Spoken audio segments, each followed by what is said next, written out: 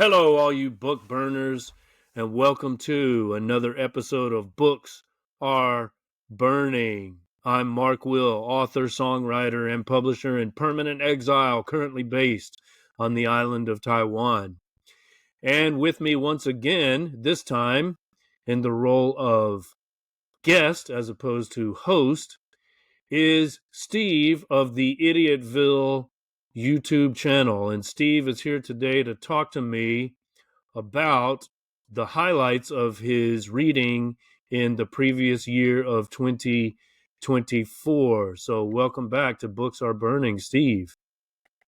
Thank you very much. I have, as you can see, I've chosen as my name today, The Idiot Rides Again. I don't know if, well, you probably won't. It's a very British, well, maybe you do, a very British reference here. I have fallen in love with this Justin Hawkins of the Darkness. Anyway, he has a YouTube channel called Justin Hawkins Rides Again, and he starts each episode with him on an acoustic guitar doing this little ditty which goes, Justin Hawkins rides again.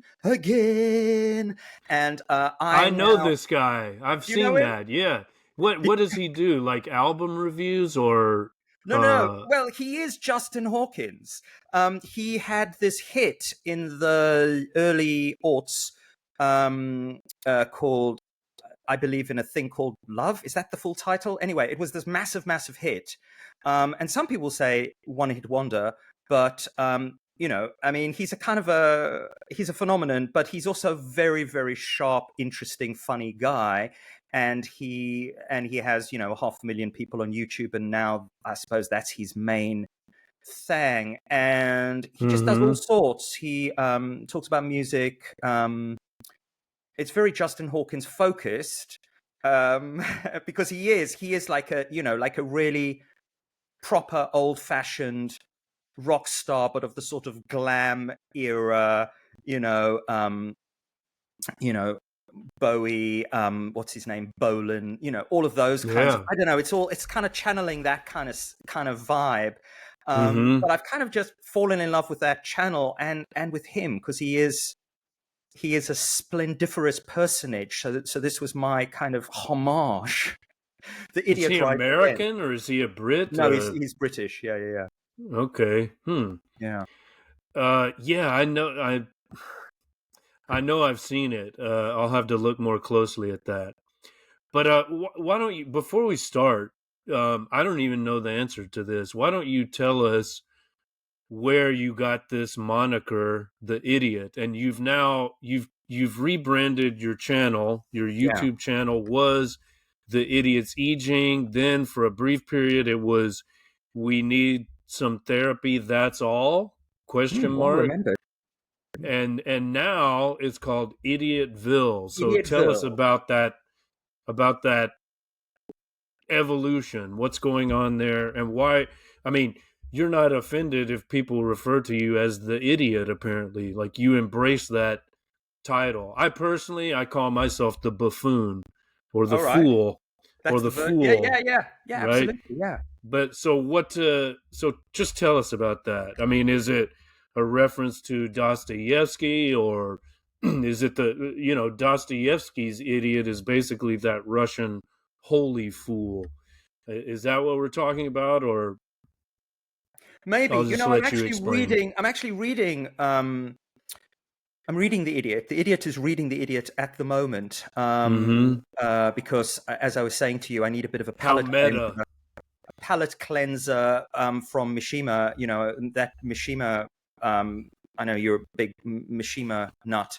It was just so I felt like not even more Mishima can actually rival that Mishima. So I'm reading The Idiot. I'm going to do a review of that. But so yeah, something of that. But in a way, I guess as it does with me, because I'm also an Enneagram idiot, is that in a way it sort of maybe kind of ties back to the Enneagram. Maybe we'll come to that with Gurdjieff, because we're going to talk a little bit about him. But in the sense that the Enneagram essentially says, we're all asleep, we're all trapped in our ego cages, we're all idiots essentially, and And I don't know, I find it good to keep that in mind, both for myself and for other people, because I can get a little bit, particularly because I'm an Enneagram 4 idiot, I can get very over, what is the word? Kind of like, I was going to say over into myself, but also under into myself. I can be narcissistic, neurodivergent nitwit, as I also sometimes like to say, but I can also be like a self-hating Enneagram 4. And the idiot feels like it's sort of somewhere in between there. It's like a nice, it's like my default. That's sort of like neutral, right? But Um, are those two things not basically the same? Like excessive self over um glorification or overvaluing and the reverse, undervaluing, self-denigration, self-glorification and self-denigration. Are they not two sides of the same coin? yeah, well, obviously, Yeah, it's it's because all part of the Enneagram 4's desire to be unique and individual and different, right? exactly. And the more you try to be unique and different and individual, the more of an idiot you are, and therefore you also then kind of look at the trail, the slime trail of your various creative effusions, of which there have been many, and you kind of go, oh, that was.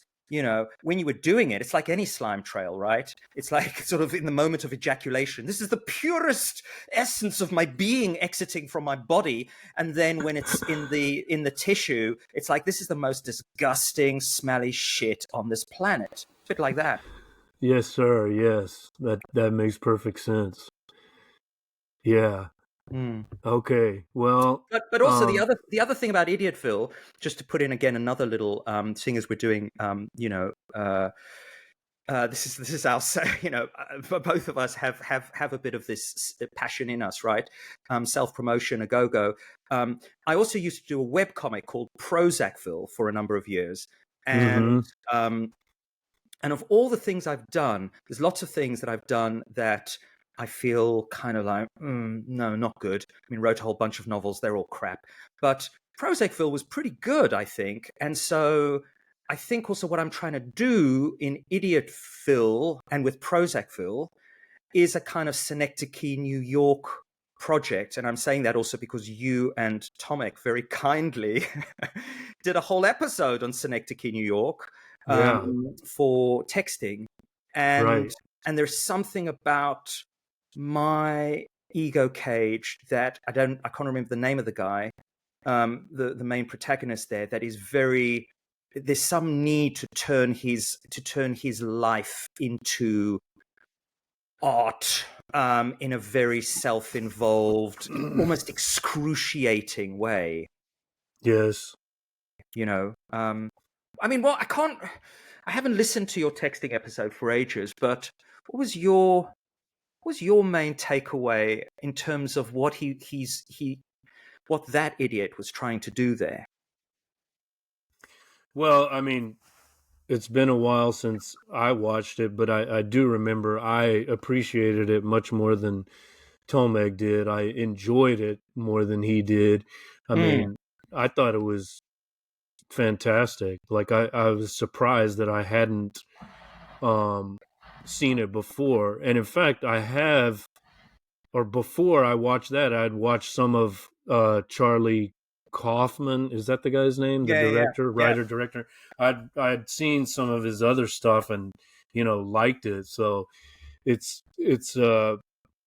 is somewhat surprising that I hadn't watched that before. So I was really glad that you recommended that and I had the chance to watch it. But yeah, he's like many of us, I suppose. He's trying to make art out of his life. He's trying to document his existence. He's trying to leave a mark in some way, as Mark will sometimes tries to do by the effort of his will. He tries to leave a mark.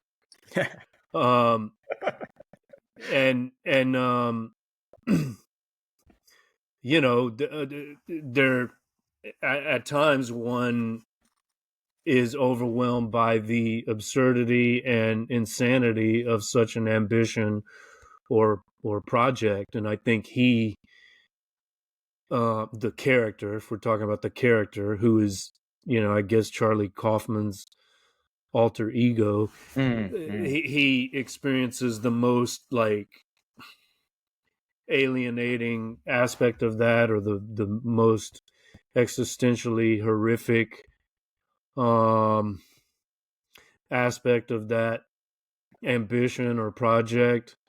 I mean, I think my description of it was the movie about the movie about something. It's like beyond meta. It's Movie about the movie. yes, That's it's what I like love. that. Yeah, it's so Yeah, meta. me There's too. so many Yeah. layers of meta. Yeah. It's like you think this is navel gazing. Well, how about navel gazing inside your own navel, looking at your navel through the eyes of Yeah. your navel, right? Right. It's like pushing it to the max until it becomes absurd and also then wonderful. Surely, right? It's no longer Yes. navel Yeah. gazing. It's just Well, amazing.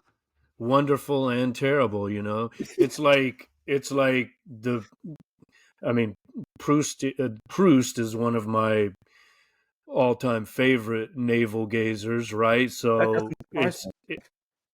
what's that? No, it doesn't surprise me that yeah, you're a Proustian. Yeah. Yeah, I am a Proustian for sure. I mean, that came to me late in life. I discovered him.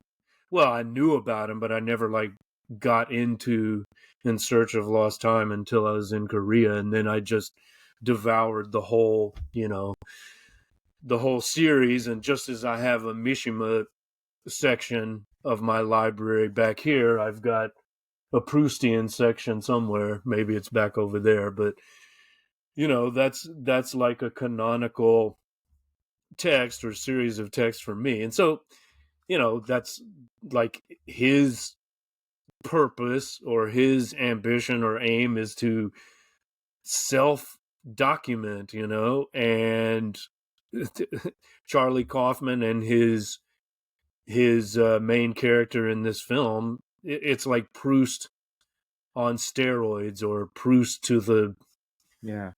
to the 10th power or something like that.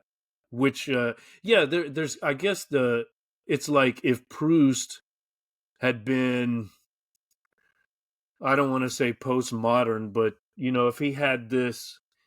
this sensibility of if he had this meta kind of sensibility, you know, which I guess is characteristic of the postmodern, but if he had more of a sense of play and self parody, it would have ended up being something like that.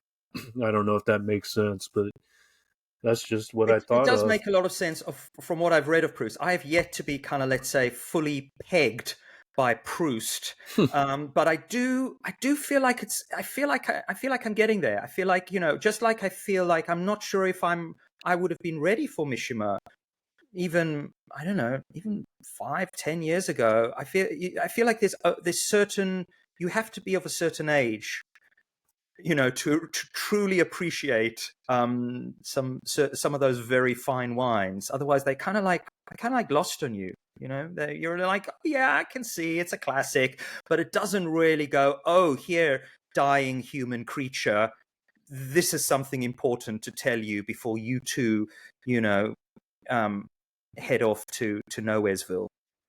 Well, we should clarify for listeners and viewers that the Mishima text you just recently read is the Temple of the Golden Pavilion, right? Yeah. Yeah. So, I mean, you raised the question of whether or not there's anything even by Mishima that can compare to that. I will say yes, there is. The Sea of Fertility tetralogy is unbelievable. Mm. I would, as I mentioned in text, I would if I were you, I would work my way up to that. Like Yeah, that's what I'm going to do. Yeah. maybe read one or two other novels before jumping into that. But yeah, that's one of the great reading experiences of my life. That tetralogy. Just what can you say about it? It just makes me ashamed to be a writer. You know, when I think about what he achieved in his short life, I mean, I'm already older than he was when he offed himself, right? And the productivity, the dedication to his art is just astonishing. All the while, he's also, you know, a bodybuilder obsessed Yeah. with the gym, and he's a martial artist obsessed with kendo and whatever else he was into. Well, And yet, everything he does is just so. It's that super. I would say again, primary instinct, sexual. It's that like sexual 4 or sexual 8 drive. I mean, he literally is the living embodiment. When you were talking about the bodybuilding, I suddenly had that image. As a kid, I read lots of comics, and in the back of these comics, right, you would have those. We're of a similar generation, maybe saw similar adverts. Those adverts of the guy, like the puny guy on the beach who's getting his yes, face full of sand, and he goes yes, off and he builds himself up and he becomes the Incredible Hulk. I mean, Mishima is the literary version of that, right? Because you see those videos of him, and he's literally like Kafka. And then 2 minutes, well, not 2 minutes later, I mean, 2 minutes in YouTube time later, he's there like, roar, he's like Rogan or something. I mean, fucking hell, Mishima. Yeah.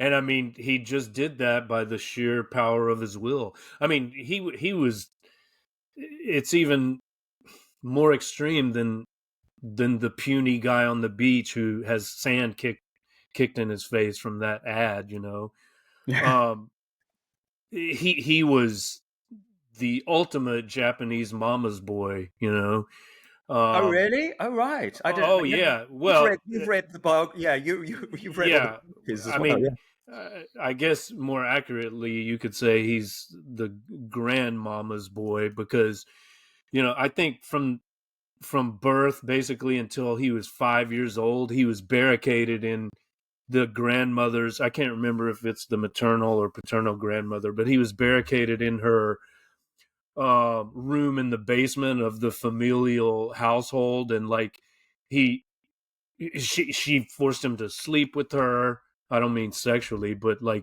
he slept next to her every night. She didn't like it when anyone tried to talk to him. Basically, he had no human contact other than his grandmother. Like he didn't even see his his parents that often. That's what I remember from the bio. Mm. So I mean, he grew up fucked, like there was something very unnatural and strange, and he was a shy, quiet, bullied boy. He when the time came for him to be drafted into World War II, like he faked an illness so he wouldn't be sent to the front or whatever, become a kamikaze pilot or something. Kamikaze. Um, so then it's like the rest of his life was an attempt to overcompensate for his failed sense of his own masculinity, I guess you could say. But I Yeah. mean, it's I get that, which is why when I'm editing this video, as you will see later, I'm going to be doing some of that. I'll leave it as a little surprise for you, but just to say, straight after I've said this, you're going to see I'm going to be doing something quite similar because yeah, I do a fair amount of that too. Okay, well, I'll look forward to that. But yeah, I mean, the word that comes to mind when I think of him is the Greek word arete, meaning excellence, right? Like Mm. everything he did was just superb. So that's why I feel this sense of shame in his literary presence, like the dedication of, as I say, he's got all his daily activities, not only bodybuilding, he's also like organizing a private militia which he hopes will, convince the Japanese army to like revolt against their colonial overlords, or he wants to change the constitution so that Japan can reinstitute its army, which they had to give up after the Yeah. defeat in World War II. Crazy stuff he's involved in. Yeah, also, he's got a young lover that he plans to commit, a Wagnerian love death with that didn't quite work out the way he hoped. But, and then every night at 12, without fail, he goes to his study and, writes towards the end of his life the tetralogy I'm talking about until 6 a.m. Then he sleeps till noon, and then it starts all over again. So Incredible, but in a way, it's also that's the way to do it, right? That you have a sort of a tumultuous day life, if you like, where you are actually out. Maybe it's a great template to a certain extent. I mean, maybe not to that extent, but you really, really give all of yourself to the day, and then you retreat in the night into the shadowy yinish. So you're all yang in the day, and then you go into those depths of yourself. And I mean, that's your template a little bit, I get a sense as well, right? That you do your day strutting around in day struts in Taipei, the sort of Taipei Joyce. And then in the evenings, midnight comes and you're, or maybe a little bit earlier, and you're pen in hand, sweating bullets. But we've talked before. It's like it's a real kind of right. Like instead of you doing weights, each sentence is like it's like you're pumping iron or something. That's the sense I get. Well, I would that this were true. I mean, I just don't have that dedication, or at least I've not developed that kind of routine yet. Yeah. I hopefully this year of the snake 2025 will be different. I've kind of, I realized in my reckoning of 2024, my self-criticism, that I didn't spend as much time writing as I need to. But, if Pessoa is right that all art is a form of literature, then we'd have to say that podcasting is writing too. So maybe there's some consolation in that. I think so. Art is a very high-minded word, and as you say, when you read, we're going to come to Steinbeck in a bit, but when you read, the greats, you're like, well, I can't, because they're like those great mountains, Mount Fuji or something, whatever, and but which is why I sort of quite like the idea of thinking of myself as a content creator now. No matter what content I'm creating, it could be anything, right? Because to me, that's more like, it feels more modest and also more doable. Like, because it's not a mountain, you're like just a little hillock, but you can be quite a nice hillock. I mean, there's some really, really cool little hillocks out there that you can kind of climb up and have a bit of a view. And maybe even build something on. Mountains can be quite intimidating and not necessarily always that inviting.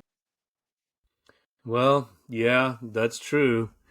I'm not sure it makes me feel less ashamed of myself for my, lack of achievement, but it's probably not wrong to think that way. And there's a certain sickness to that drive, the drive of a Mishima, or I don't know, a Milton or a Proust, one of these epic, a Steinbeck even, I guess you could say. Yeah, I wouldn't want to, even if I came out with, Proust's oeuvre, I wouldn't want Proust's life. I wouldn't want to essentially be kind of, bedbound with a sore back, in a cork-lined room in a because cork-lined of your room, asthma. Sublimating my homosexual drives into something that people are going to, some sort of more hetero fiction that people are going to find more able to stomach. Yeah. Well, All right, we've On that wittered on note, about let's go. Mishima. Yeah, I mean, before Yeah. we do though, just to say, I just want to do a quick shout out because also I brought it to show you what I'm being fueled on here is today is Jade Star 8. I want to show you the cover of this cake. It's a combo three aged whites, and I just really love the cover of this and just these cakes. I mean, of course, you're in tea cake paradise again. Envy. I mean, look at this. Is this not just utterly gorgeous? This is a work of art, right? I don't know what you think, Mm-hmm. but for me, Well, I'd have to taste it, but oh my what god. does it taste like? Uh, oh well, it's an aged white tea, so it's very very smooth. It's very floral. I think you would really like. I think you'd really like it if going by what you enjoy, which is that pomelo. Which reminds me, for our session, our I Ching session, I need to go and pick up some pomelos, some fresh pomelos. I haven't been able to find that jam, but I feel like you would enjoy it because it's got this sort of sweetness, but it's also got that huigan. It's not like a herbal tea or a tisane in the sense that it's kind of sweetish or Mm-hmm. fruity. It's got that kind of kick in the back, of that quench in the back, where you get that slight bitterness, but then the sweetness that sort of floods in. But that was also as much to say that if my head disappears downwards, I am not like who was it? I think it was that Italian poet Garibaldi who had two of his ribs removed so he could basically give himself a blowjob. I'm not giving myself. Self-fillet. I'm not self-filleting. Of course, I'll Yeah. be doing that throughout our discussion, as you will see. But I'm not actually self-filleting, literally self-filleting. But I am, just getting my water going again so that I can keep the tea, keep the steeps coming. Self-filleting in Proustian manner. That reminds me of the Aldous Huxley comment on Proust, which I don't remember, even though you call me Mr. Quotathon. I can't remember it, but I'm going to look it up here quickly. Oh, yes, here it is. Aldous Huxley described Marcel Proust as a hermaphroditic toad-like creature who spoons his own tepid juice over his face and body. That is good. Isn't, That isn't is that amazing? as literary roasts go. That is Yeah, that's pretty pretty damn good. good. Yeah. And not necessarily inaccurate, but little bit unkind, and Well, that's the joy of the that's road. and that's what some of us love about Proust. So all right, let's get into it here. The Idiot's 2024 reading revelations as shared with Mark Will. That would be me. All right, so before we look at what you actually read, you wanted to talk about the kind of reader the idiot is. And by the way, thank you for the wonderful slides. It makes my job as host so much easier. Oh, my pleasure. It Um, was fun to do them. Yeah. so what can I ask you about this? Like, these are different types of the reader that you think you are, or it Yeah. depends on your mood, or like what's the most prevalent type? Just for those listening, we've got the forgetful hedonist, the ecstasy addict, the page bound lover, the I've story actually changed. streamer. Sorry, I've actually changed that one because I made last minute edits, but then of course for some reason I thought for some reason they would just pop up, right? I actually changed the page bound lover to the page bound narcissist, but I'll explain that in a moment. Okay. Yeah, I And mean, then finally, we've got the Z Library Outlaw. So take uh, this wherever you want. You want to start at the yeah, I top mean, with the forgetful hedonist? yeah, I mean, really, for me, this is just a 5-point disclaimer because I feel that when people come to this kind of chat, they are expecting the person who is going to talk about books to be able to deliver a certain, a certain sort of somewhat rarefied, not necessarily rarefied, but at least a certain functional kind of communication, like, for example, being able to remember the names of the characters in the books you love the most. And this is just me kind of essentially kind of saying to everybody, if you're coming for that, you ain't going to get any of that, because right, take point one, the forgetful hedonist. I remember so little of what I read, other than impressions, other than more kind of the feelings I had whilst reading. And then do you associate those feelings with particular works or particular authors, or do you forget those as well? Oh no, I remember, because again, being a four, everything that the four idiot is about is trying to build up, trying to kind of make a kind of patchwork of various. I mean, we all do this to some extent, but some of us do this, sort of more so than others. Kind of like I don't know.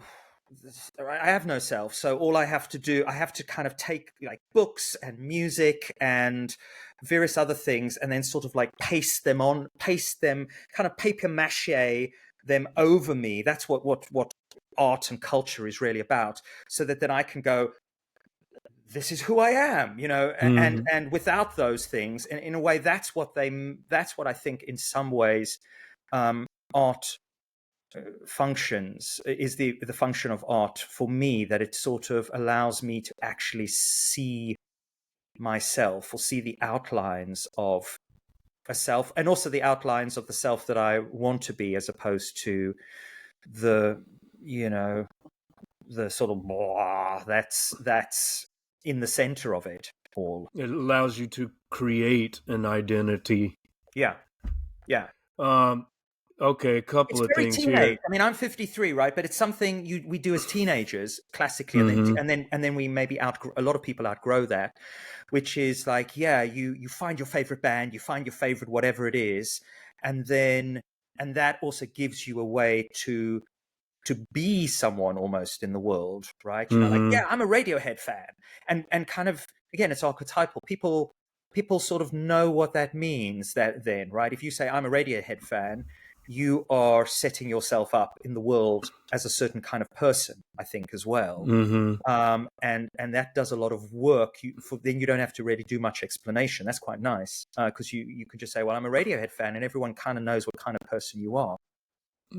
Maybe now it means you're pro-Zionist, but we'll leave Tom York and Right. one of the Greenwood brothers out of it. But Yeah. um, yeah. So, couple of things here. Hedonist is an interesting choice because the hedonist is all about Mm. pleasure. Is reading pleasurable for you, or Yeah, is it just something necessary to, like, for the purpose of research, so that you can do your content creation? a little Is bit it of that. always enjoyable? Yeah. But I certainly, for me, and more, this has become more and more the case, right? It used to be slightly different, but more and more, as as I approach death, and death can come at any time, I see absolutely no point in really. Yeah, okay, you'll push yourself through the first few chapters, but I see no point in reading other than hedonistically. One of my one person who I really love, and I associate with, is another Will, but with his Will in as his first name as opposed to his second, and that is, of course, Will Self.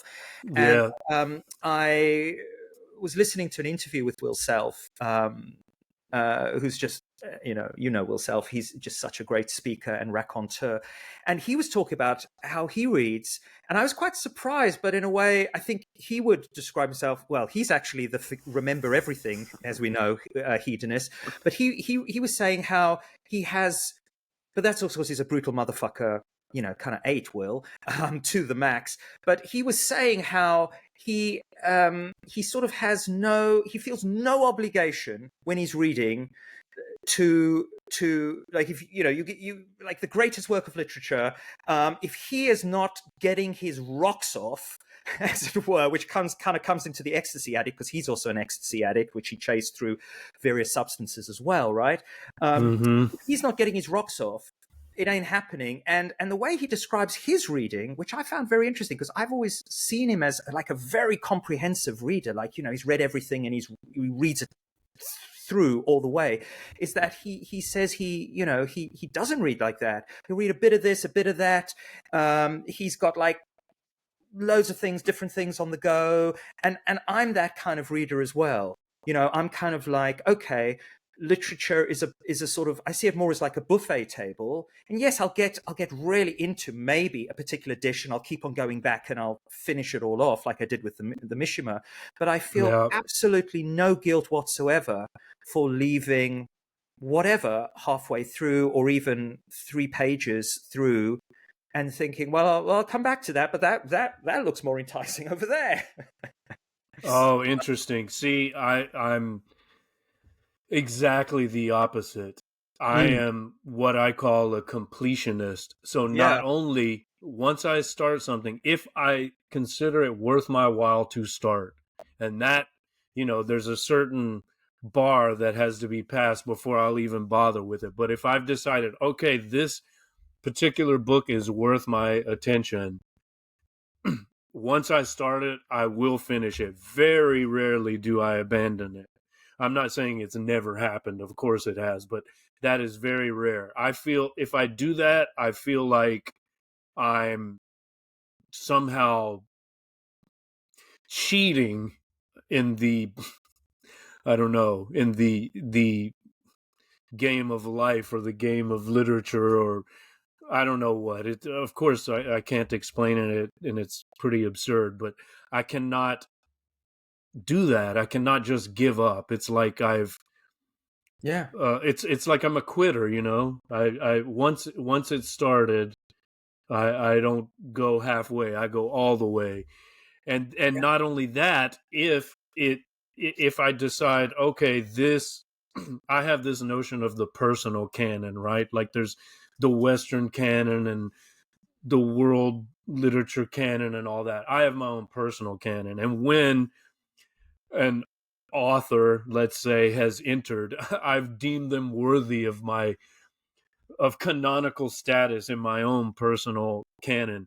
I am a completionist, and I will read everything that I can from that particular author. So, like Mishima, for me, he's canonical, and um, pretty much everything that's been translated into English, I've read, including a couple of biographies on him, and then mm, mm, films related to his work. Like I consume all of that because it's kind of like he's my teacher or guru, and so can yeah, yeah, I've got to try to understand everything he's trying to tell me. Same with Proust, Joyce, recently, um sometime around the period when I got into Mishima, Burroughs became very important to me, and I just read everything from Naked Lunch on.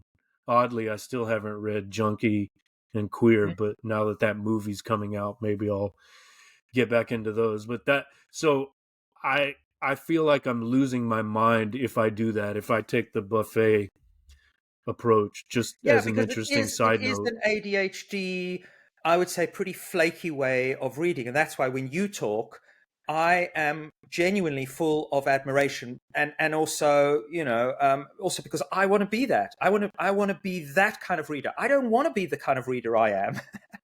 I don't want to be the forgetful hedonist and the page-bound narcissist and all. I don't want to be that, but hey, I am that.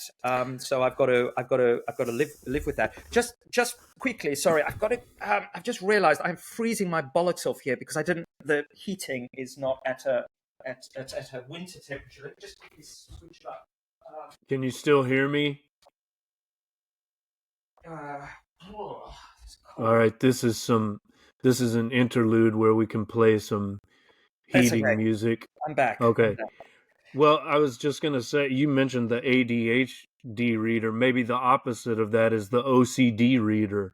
So, like, Yeah, that's a good way I to. think, Yeah. instinctively, naturally speaking, I'm more of the ADHD reader too. And in fact, when I first started reading seriously as a teenager, I could not focus. I couldn't complete one page. And so I forced myself to do it.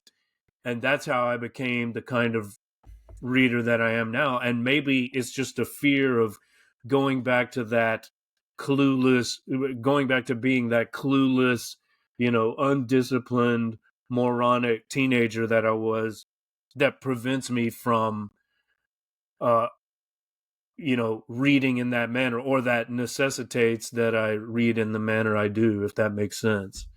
Like I just feel like I must do it. It's a compulsion. There's the OCD, right? But if I don't do it, I just feel like it's a sin almost. It's like a religious uh, dereliction of duty. But I would also say, to kind of give a more, um, again, maybe mystical, transcendent spin on it, it's also a devotion, right? Because, and I think it's also it's one that maybe we all need more of. We need more of your devotional reading, because it's actually, I would imagine, right, that after you have done that devotional practice, um you come out with more, something. I would suggest that more is kind of something more worthy, or deeper, or more resonant, is imprinted into your cells than with the ADHD reader, who, again, it's like, okay, yeah, it's like someone who gets high. Lovely experience, but what really are we left with the next day? Nothing. Says a person who has done a lot of that in the last few years. Nothing. Mm-hmm. Um, and that is disappointing, and I think is not soul nourishing. I would say that your kind of reading, whether we like it or not, at a psychospiritual level, is soul nourishing, and the extreme version of the ADHD reader is possibly even soul destroying. Well, I don't know if I would go that far, and I don't want to, try to establish a hierarchy and say one is better than the other. But it's just, for me personally, I feel unmoored. Maybe it has to do with my record keeping, right? Like I have, for the past, I don't know, 25, 30 years, I've kept pretty consistent records of like everything I read on a yearly basis, and I can't like write it down until I finished it. If I start something but don't finish it, I can't put it on the list. It doesn't count, you know.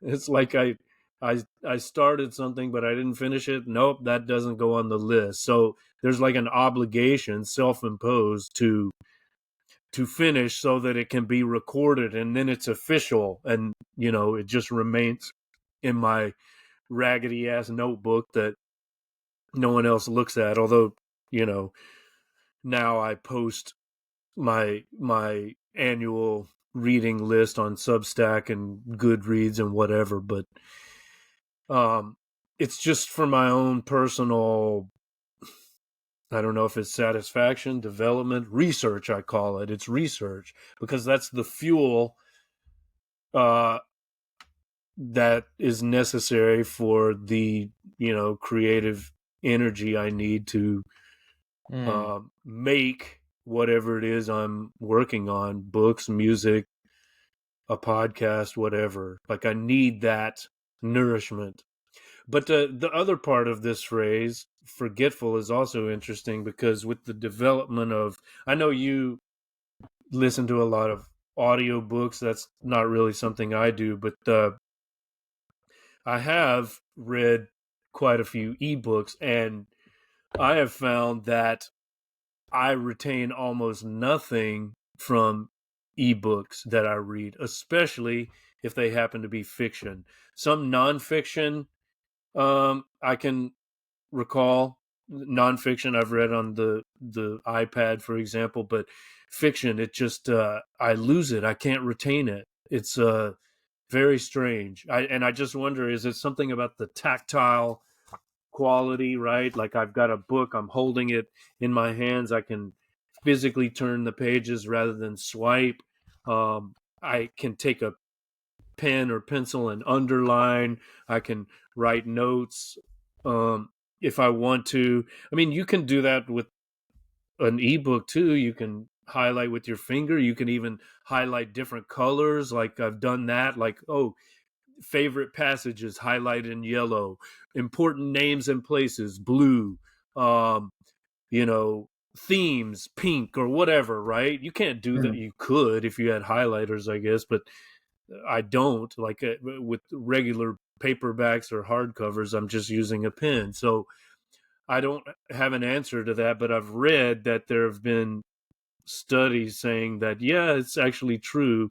You can't retain as much from ebooks as you can from like paper books, whether paperback or hardcover. Any thoughts on that? Yeah, I think that's very true. I mean, I was looking up just while you were talking that it's a book I haven't read, but I think it would be a good one to dip into. This book by Marianne Wolf called Proust and the Squid. Proust is popping up again, something like that. Mm. I think, right, which is about the reading brain and all the sort of the studies that have been done on that. And yeah, again, if we ever get to them, if we ever actually get to the books, because this is a great thing, we could probably talk for about 3 hours just on this. But so, but yeah, most of the books that, possibly even all the books that we're going to look at, I don't think, even though I have paper copies of, in fact, a number of them, because I buy them. We're down to this devotional aspect. If a book has really, really affected me, I will buy the paper copy. But it's more like to have it almost as an object rather than even to look at it. The idea is always to read it again on the page. But I think probably everything that I'm going to talk about today has been, again, to pick up on the story streamer, has been listened to with Speechify initially, but now 11 Labs, which is, or 11 Reader as it's now called, I think, which is the free app, and incredible if you're looking for something free that can read anything, um, or or on an iPad.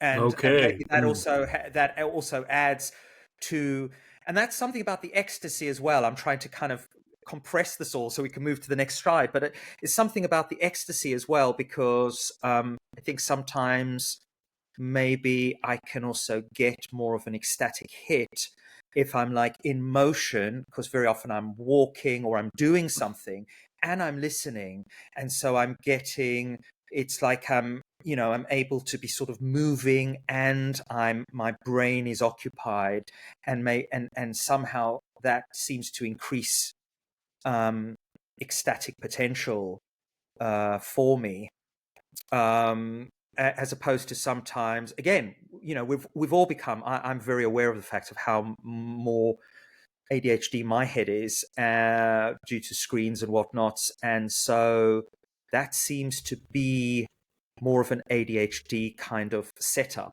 now for us, right? That you've got to have like three things going on at the same time, and if you've just got you and the page, in a way it's wonderful, but it can also be like, oh, but hang on, shouldn't something else be happening too whilst I'm looking at this sentence? Yeah. you know Can't I watch a YouTube video and listen to music while I read? exactly. Can't Yeah. isn't that and And the, maybe and it the simple is. answer is actually Maybe it is no. possible. You can't if you actually want to give yourself fully, which is why, yeah, when I am listening to whatever I'm listening to, I have to be either walking or doing housework, doing something where I'm total autopilot. Otherwise, I won't. it's I might as well not even have it there. Yeah. You don't have the necessary focus and attention. No. Yeah. Well, this word ecstasy is, I mean, it appears in several of your slides. Should we wait to discuss that in greater detail, or I mean, when Well, I hear no, I that mean, now, word, yeah, let's jump ahead. But I mean, let's maybe not linger on this because this, again, as I say, this is more of just a disclaimer.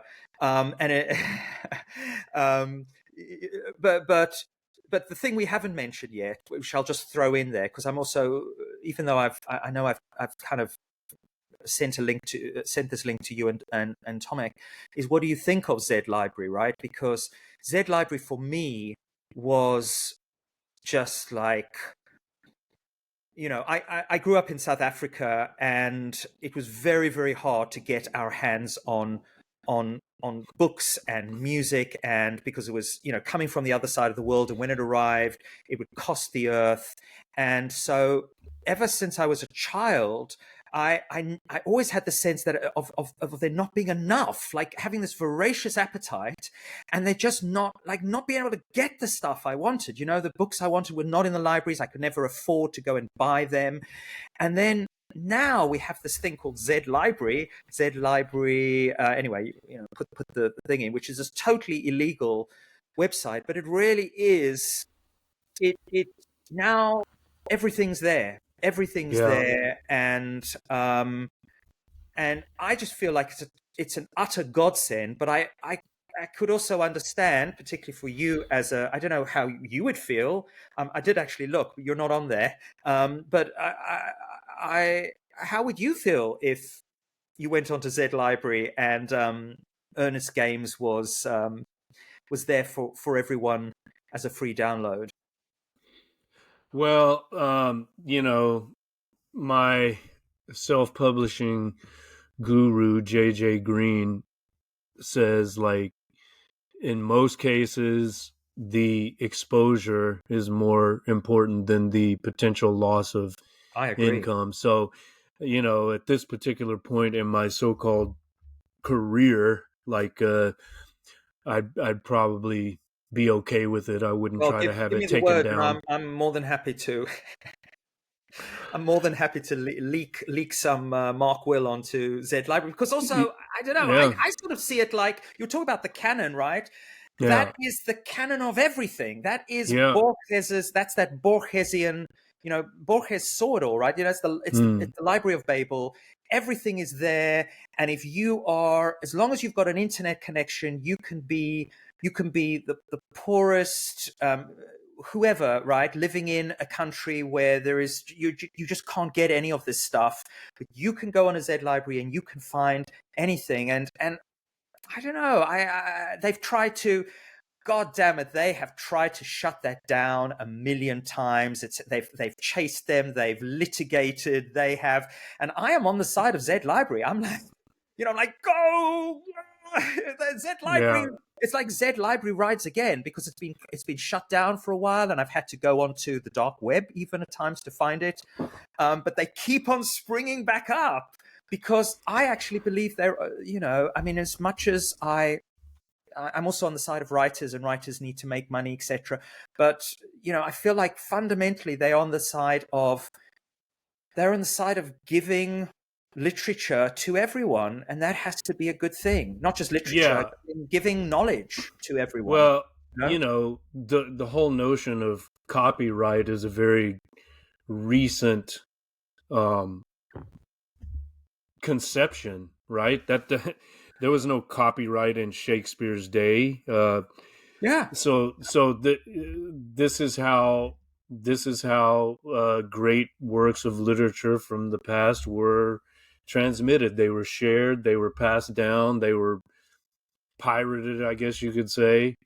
I mean, I think in the Don Quixote episode on texting, we were talking about how, Cervantes was actually condemning the people who had pirated his books in part two of Don Quixote. But so, that it's even before copyrights, there were there was like a sense of ownership with certain texts. But I think we have to be kind of flexible about that. Like if the purpose of Z library or Z library, sorry, is, it sounds to me like it's the Napster of literature, right? So Yeah, if the 100%. purpose is to, of course, maybe that's not a good example because Napster made Sean Parker a lot of money, right? Like if some asshole millionaire, billionaire is making money off of it, that's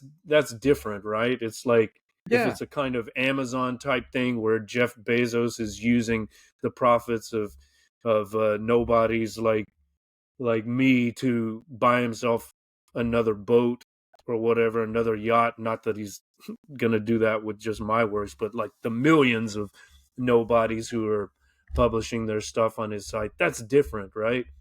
Yeah. But if it's just a matter of getting my work into the hands of more people who might be interested, might later buy a book or donate Totally. to Yeah. my Substack or subscribe to my YouTube channel or something like that, that's different. I mean, it's kind of I like actually think that that's a brilliant analogy because maybe, right? Maybe if the publishers can get the fuck out of their, 19th, 20th century head business model, right? I would suggest that the way forward is like a Spotify of books, because I would have no problem whatsoever paying whatever it is, whatever I pay Spotify, 10, 12 quid a month to have access to absolutely everything. To have access to Z Library, and to have access in a way that also gives me greater usability, utility, functionality.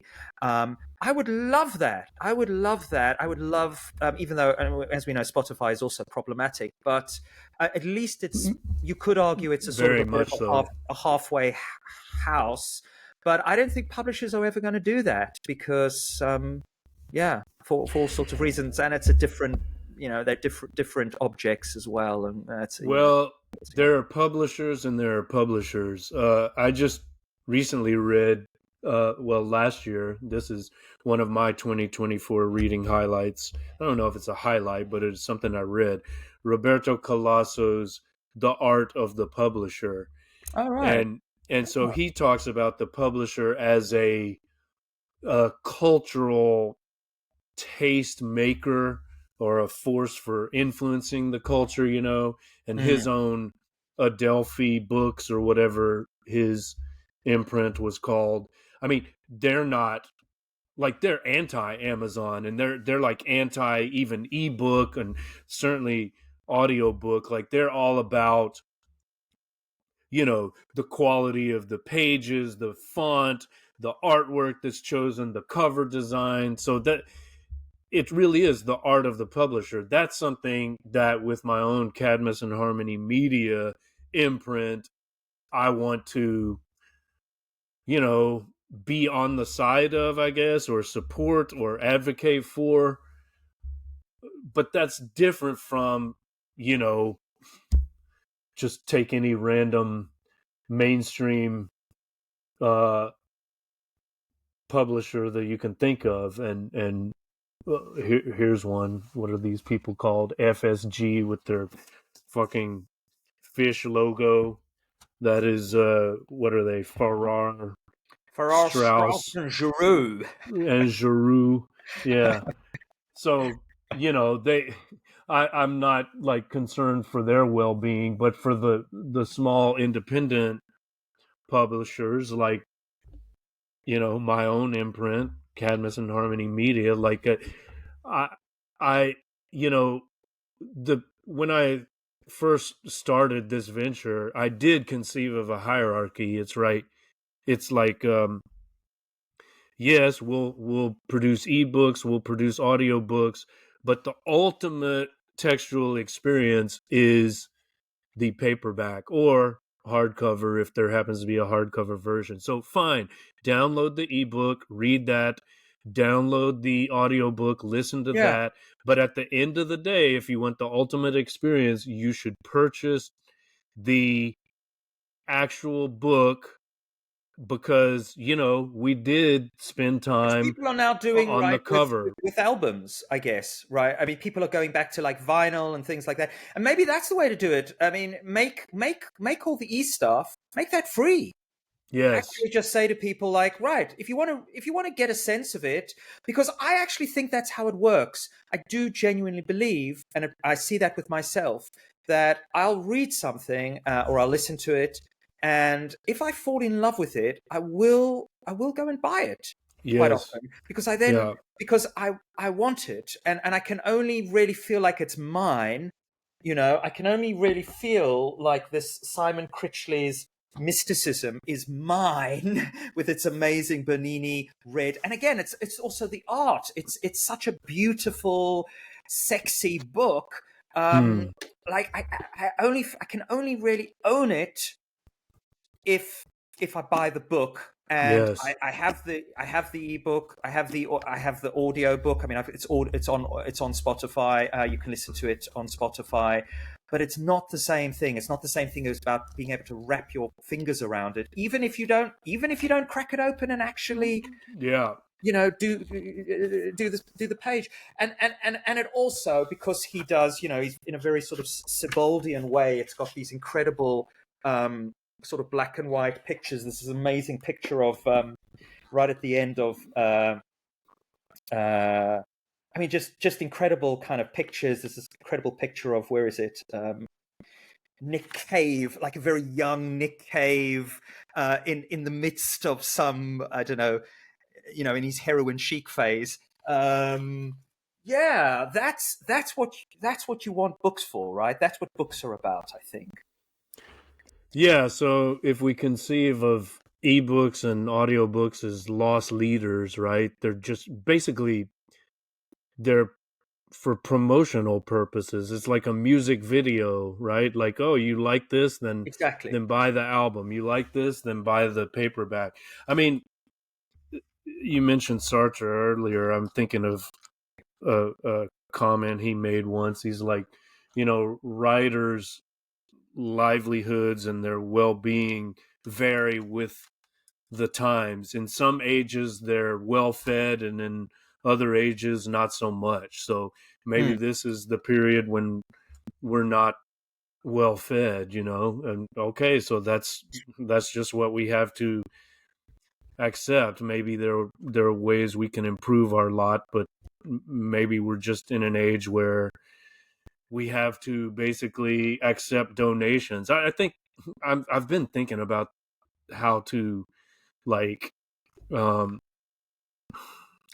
sustain this enterprise, and so maybe the best model is just one of donation, right? Like, if you appreciate this content, please buy a book. Here's a link.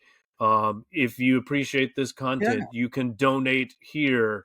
You can become a subscriber here. Just whatever you're comfortable with. It's all free. Take sample it as you will. Take of it what you want. But if you value it, then you're welcome to make a donation. I'm going to keep doing it regardless. It's here no matter what, but this is the situation. Like, this is not really sustainable if there is no kind of financial support. Or I don't know, maybe it is. Maybe I could do it indefinitely, but maybe Mm. not. Mm. Shall we All right. move to some actual Yes. books? Well, actually, Yeah. we're gonna have a poem, and I think that's gonna be the perfect palate cleanser. You know what this video is gonna be, which is great. I'm loving it. This is gonna be like one of the rabbit holes that I get sucked into on YouTube is those super, very often super rich arseholes. No, lovely people, compersion, super rich people who go off, take themselves off to these amazing Michelin, 3-star Michelin restaurants, and eat these, just like the 28 course tasting menu and drinking the Grand Krug champagnes, and they proudly show the bill at the end. Oh, this cost me 7,000 euros with change. And I love watching those videos. I feel like this is like the poor man's version of it, right? Like, Yeah. we're going through but and of course what you need, we've done like the first, I don't know, four courses of the 28 course tasting menu, is you actually do need to go and have a pee. And I do need to go and have a pee, but before I go and have a pee, maybe just I'm going to pretend to be Mark Will. I'm going to pretend that I can just quote this by off the top of my head, but I've just looked it up, and maybe this is about ultimately the kind of reader I am, and I know this is the kind of reader you are, and it feels like a good summation, right? Good old Franz. I'm going to read the whole one because very often people just quote that one line. But Kafka: if the book we are reading does not wake us, as with a fist hammering on our skulls, then why do we read it? Good God! We also would be happy if we had no books, and such books that make us happy we could, if need be, write ourselves. What we must have are those books that come on us like ill fortune, or good fortune, I would say, like the death of one we love better than ourselves, like suicide. A book must be an ice axe to break the sea frozen inside us.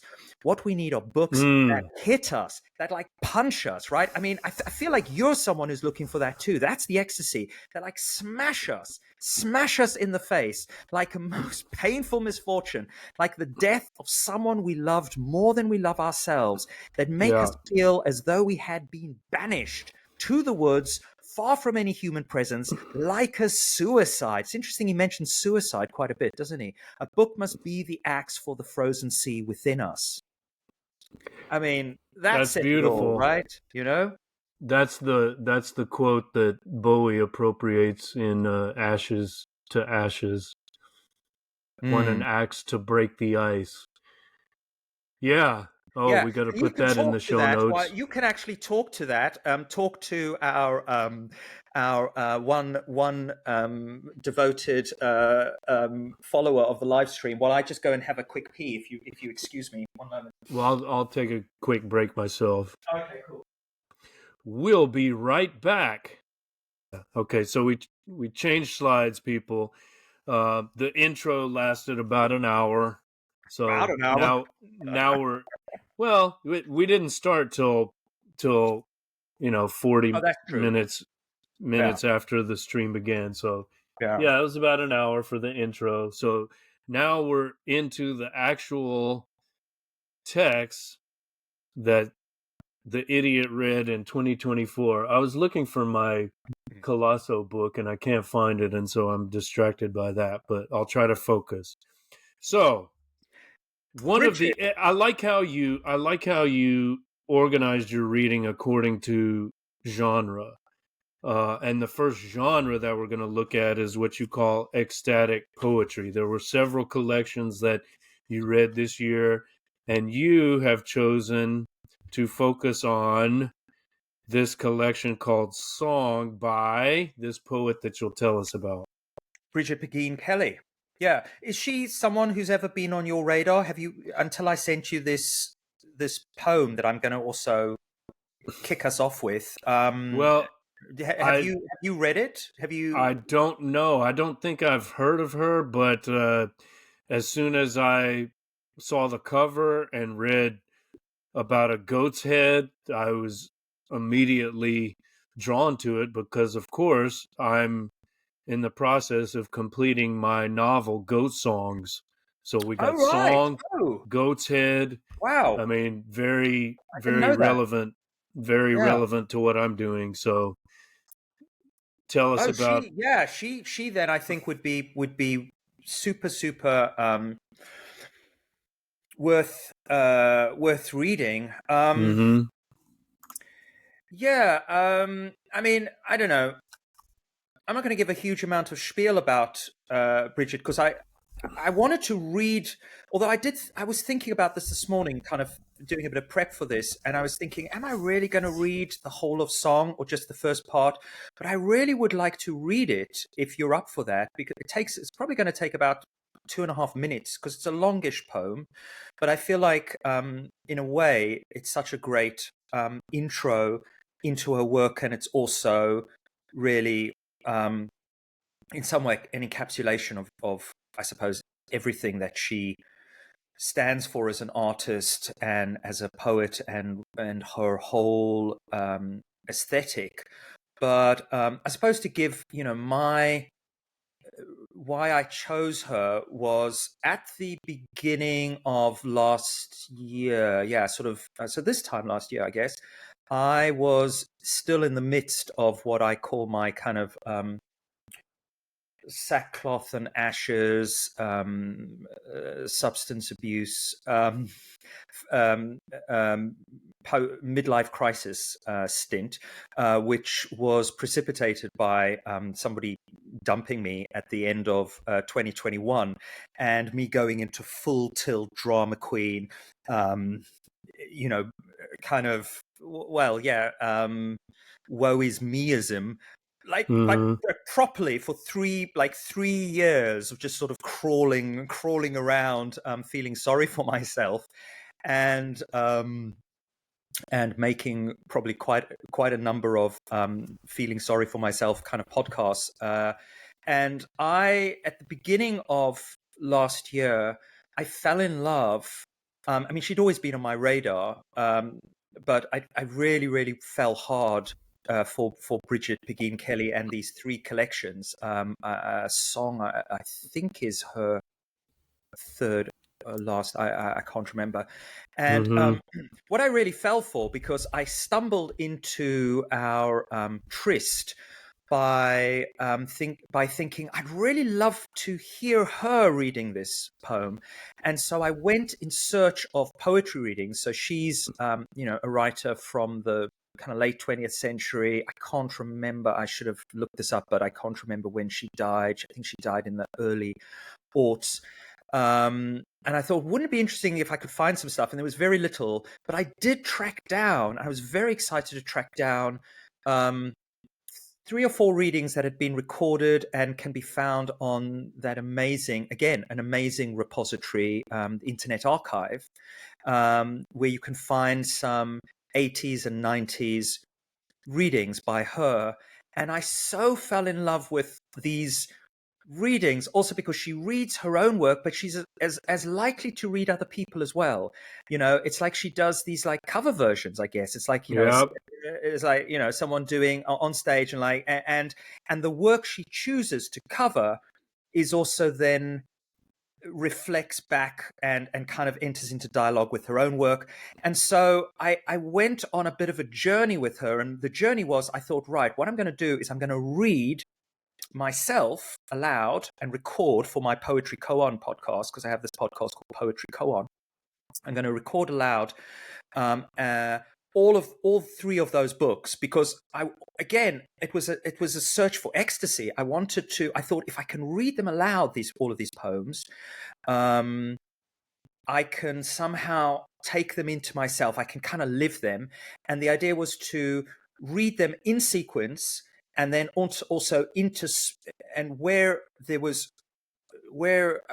I had actually her reading, I would then also have her reading rather than me. So it was a way of kind of like me reading and her reading, but having like the complete works, because I thought also be a lovely thing, because she is really renowned by those who are into late 20th century poetry, I guess. She's really, really a renowned writer, and I thought people would enjoy that and appreciate that in some way. And so that's what kind of got me. I was, very, very deeply into Bridget Pegeen Kelly for about a month, and I would get up every day and I would read these poems aloud and listen to her readings, and I made, maybe we can put in the links, a couple of episodes of Poetry Koan, which were also me writing about some of these poems, and also writing about some of her cover version Mm-hmm. poems. And yeah, I mean, that's the long and the short of it, because it also allowed me, I think, at that time to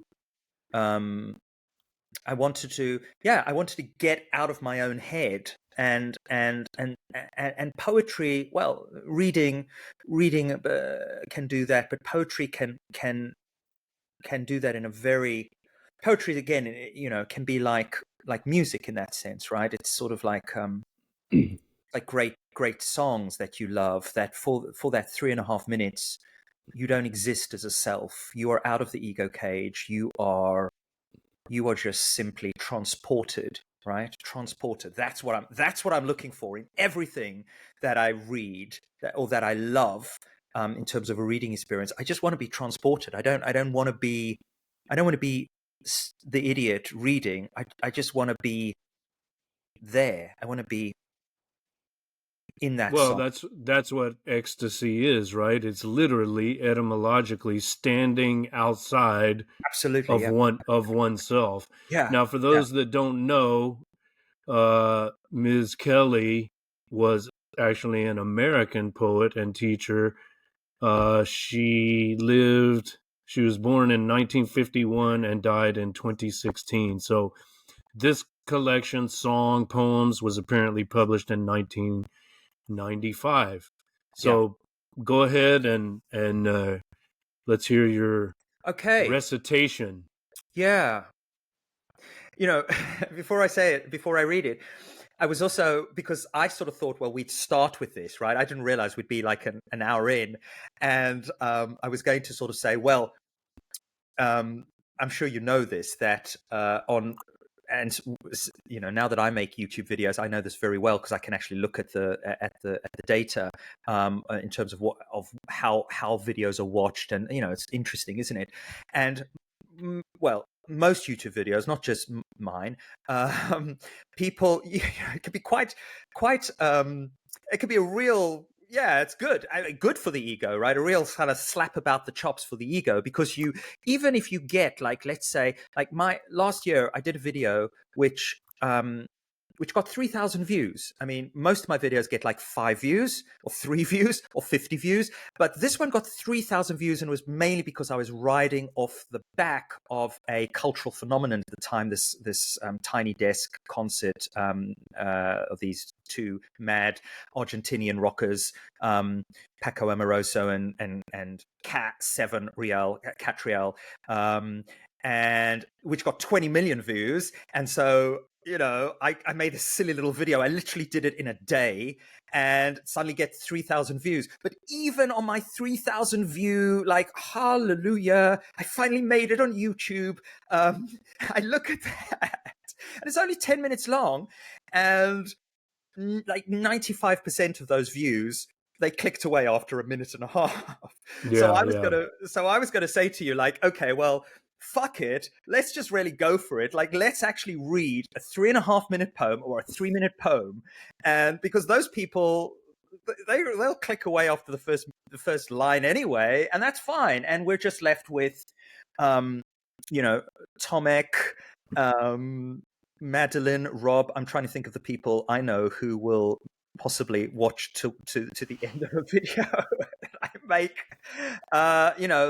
Those people. But I think that's maybe, I don't know what you think as a content creator. I'm almost starting to embrace that. I'm starting to be like, yeah, that's what it's about. That's what I'm not making content for the ADHD average standard lovely YouTube watcher, because they mean nothing to me and I mean nothing to them. I'm making it for, I don't know, I'm making it for those crazy people who, for some reason, actually want to sit and listen to.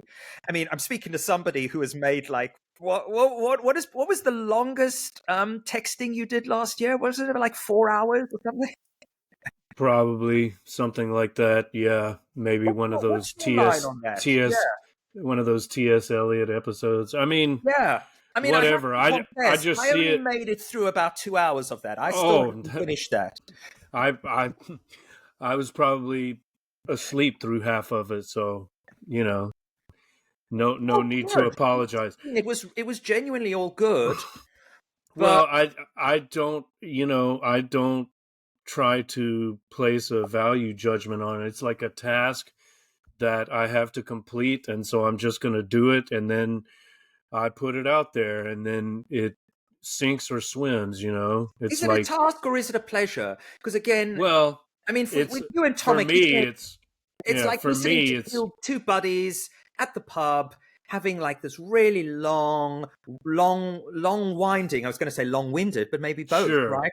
Long winding, long-winded conversation. But those are the best yeah, conversations, and also I think we have a hunger, us lonely. I, we're all kind of lonely existentially. What's the word? Cut off, I guess, in this crazy virtual world of ours. That's also the thing we're all hungering for. That's why people will sit and listen to a 4 hour Rogan or something, right? Because we want yeah, that. We want that right, experience.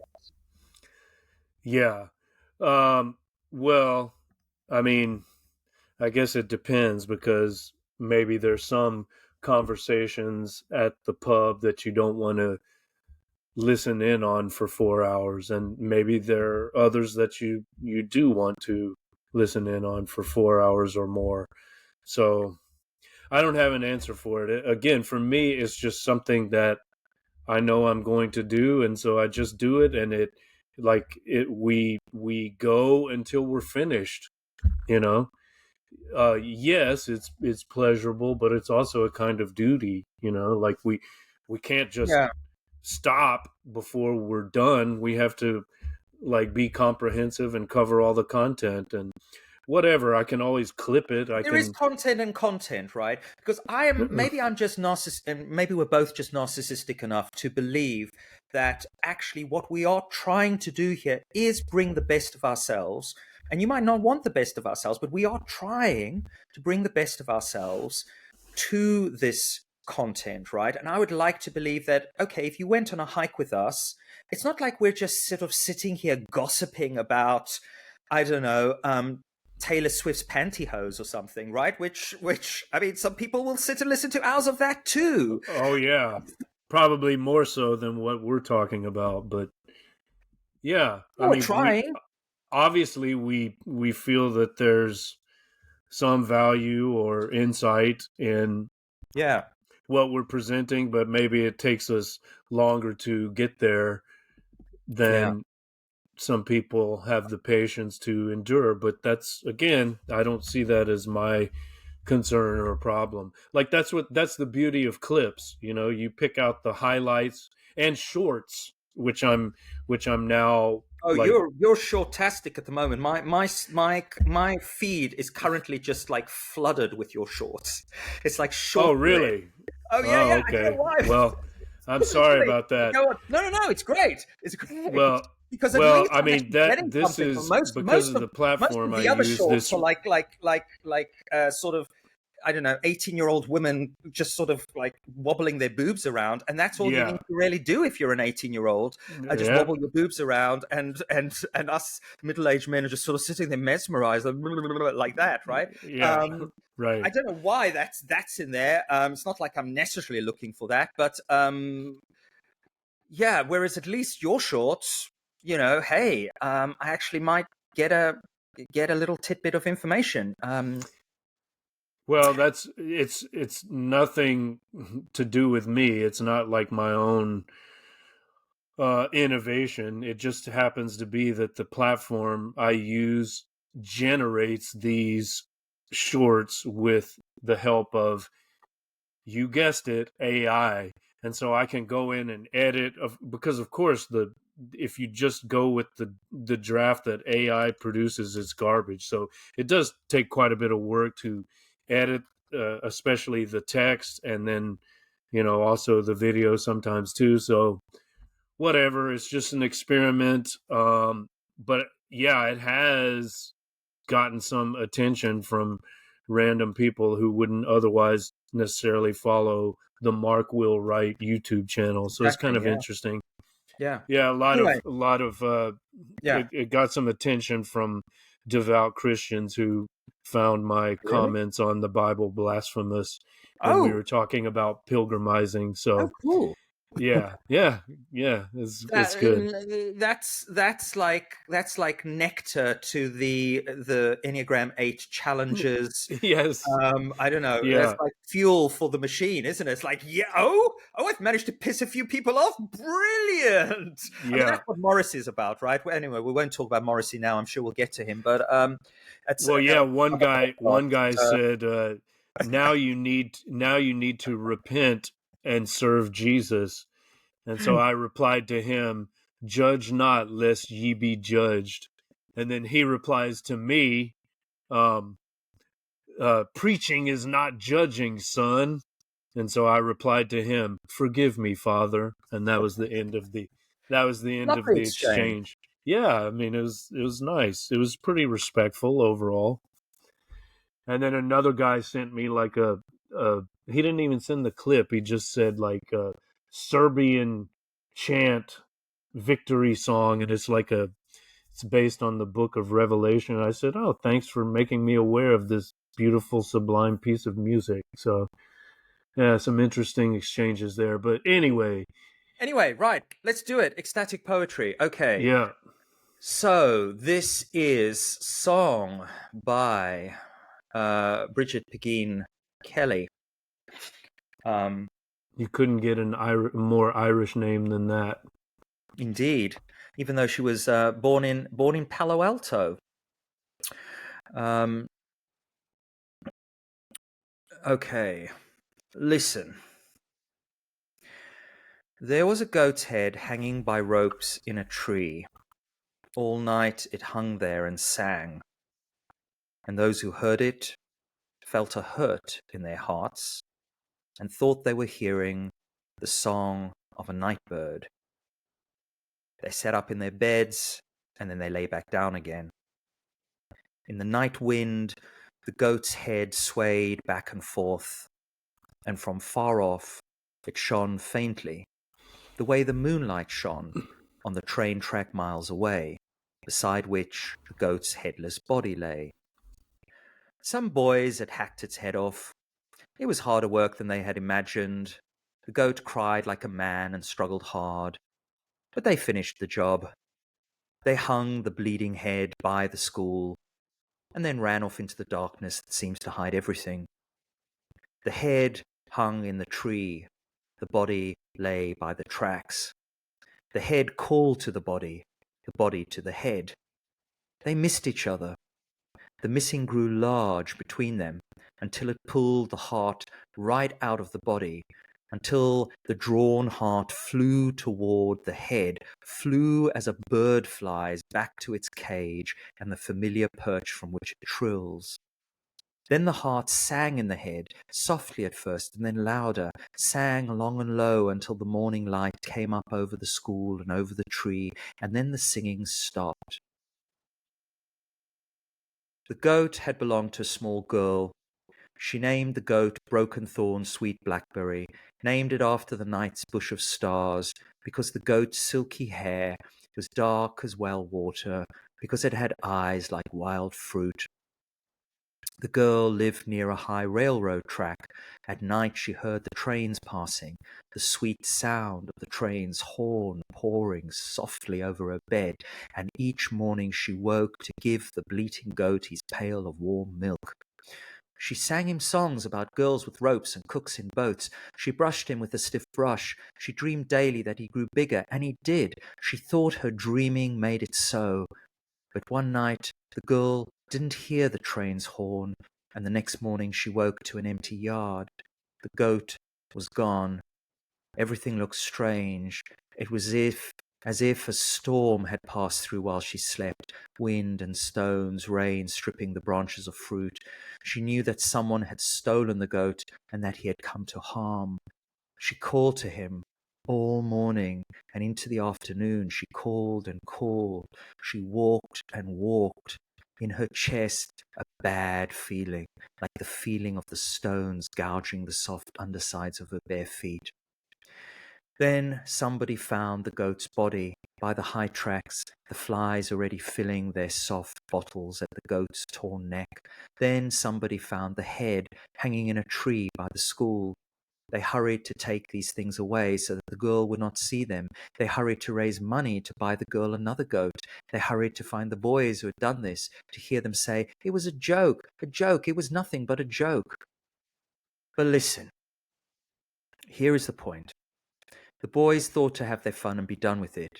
It was harder work than they had imagined, this silly sacrifice, but they finished the job, whistling as they washed their large hands in the dark. What they didn't know was that the goat's head was already singing behind them in the tree. What they didn't know was that the goat's head would go on singing, just for them, long after the ropes were down, and that they would learn to listen, pail after pail, stroke after patient stroke. They would wake in the night thinking they heard the wind in the trees or a night bird, but their hearts beating harder. There would be a whistle, a hum, a high murmur, and at last a song, the low song a lost boy sings, remembering his mother's call. Not a cruel song, no, not cruel at all. This song is sweet. It is sweet. The heart dies of this sweetness. Well read. Whew, that gets me every time. That is that axe. As soon as you get to the part about her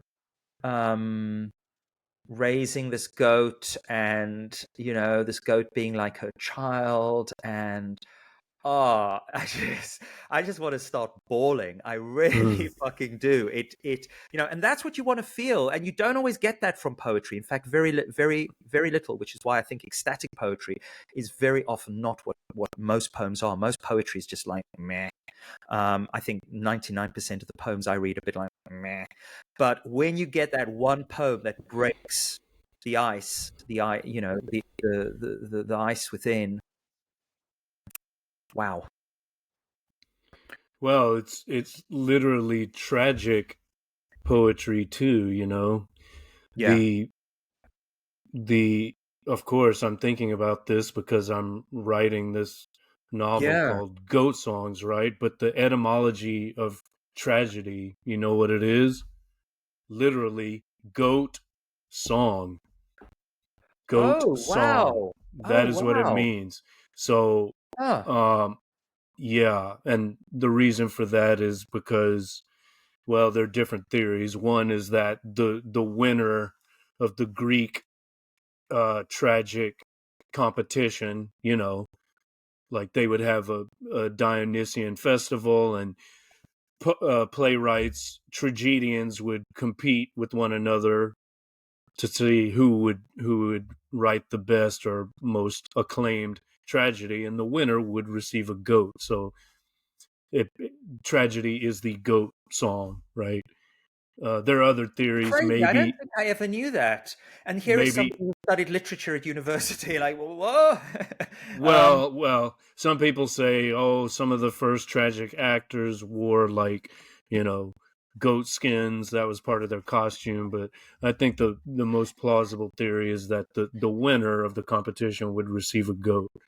So anyway, that is what it means. Tragedy is goat song. And then, of course, it also reminds us of the biblical scapegoat. The poor goat is, like, sacrificed, as the poem says.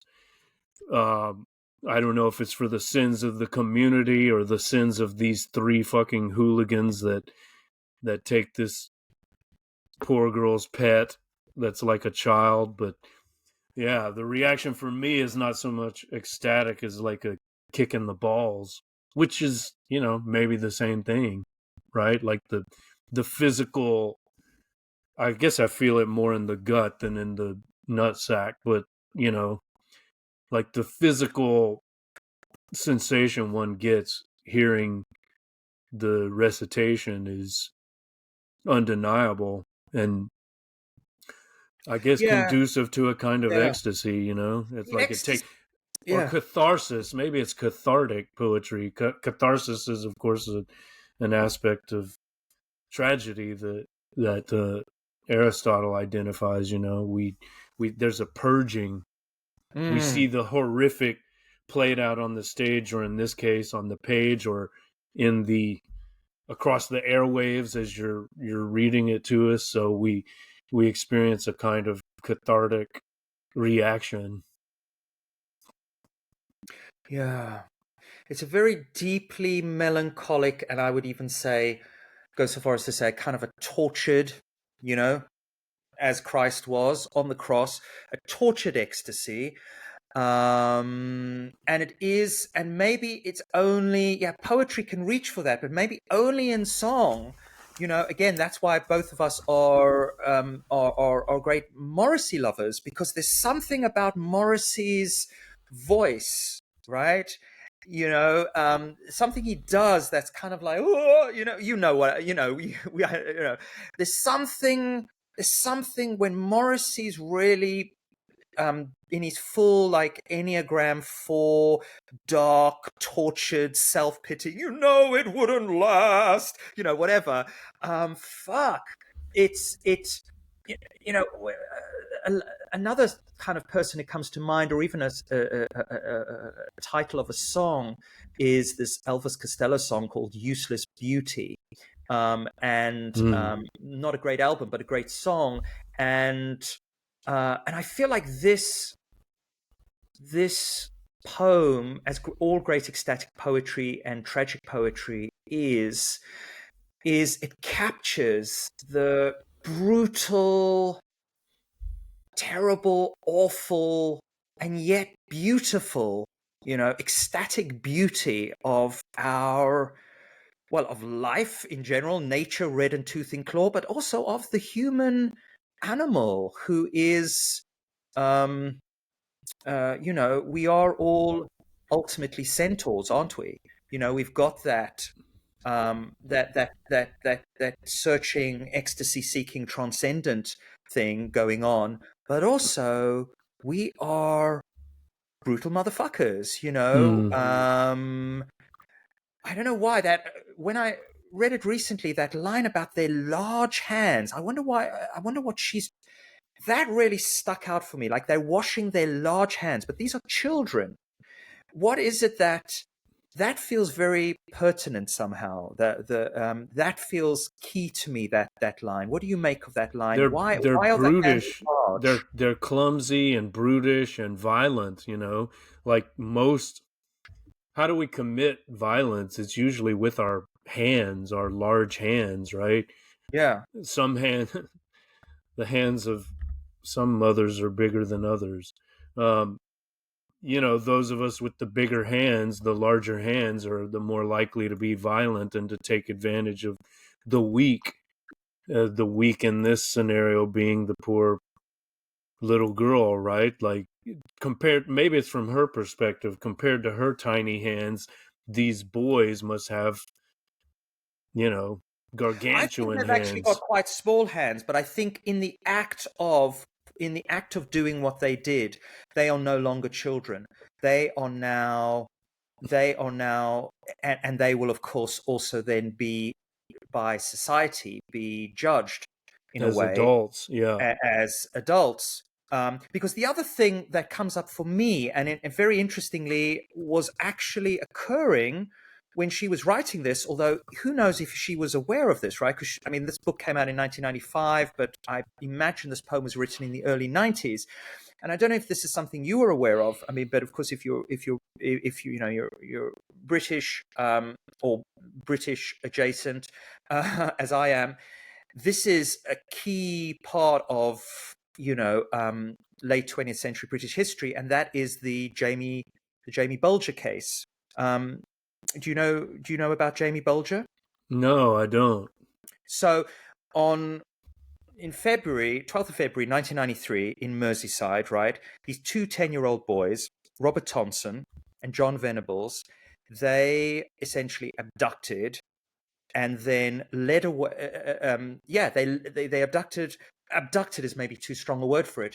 They found this little boy who was out shopping with his mum, and they drew him away from her, and they led him away to these train tracks, and then they tortured and murdered him. This 2-year-old little boy, Uh, and And understandably, even though they were 10 years old, they were essentially put away for life. Although recently, if you could, you look online, um, uh, one of them, I can't remember who, is now out for good behavior. Rehabilitated. Yeah. Yeah.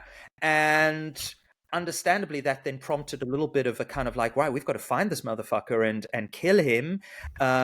Even though he of course has they've given him a whole new identity and probably even etc. etc. Blake Morrison wrote a really fantastic book about this called As If, because he went to the trial of these two boys at the time, Mm-hmm. and tried, and the book is grappling with like how how can two, and as you can imagine, those two 10-year-olds had suffered all sorts of terrible abuses themselves, and great all sorts of socioeconomic deprivation, and again there that's the terrain I think that Bridget Begin Kelly is often in, that you can't really take a moral line with any of this, because it's almost like just nature, red in tooth and claw, working itself out in terribly perverse and horrific ways at times. Yeah, well, you alluded to the Tennyson line. I'm also thinking of the Hawthorne line from Young Goodman Brown. And I did have to look this up, so this is not off the top of my head. The fiend in his own shape is less hideous than when he rages in the breast of man. Yeah. So like it really takes the human to incarnate evil.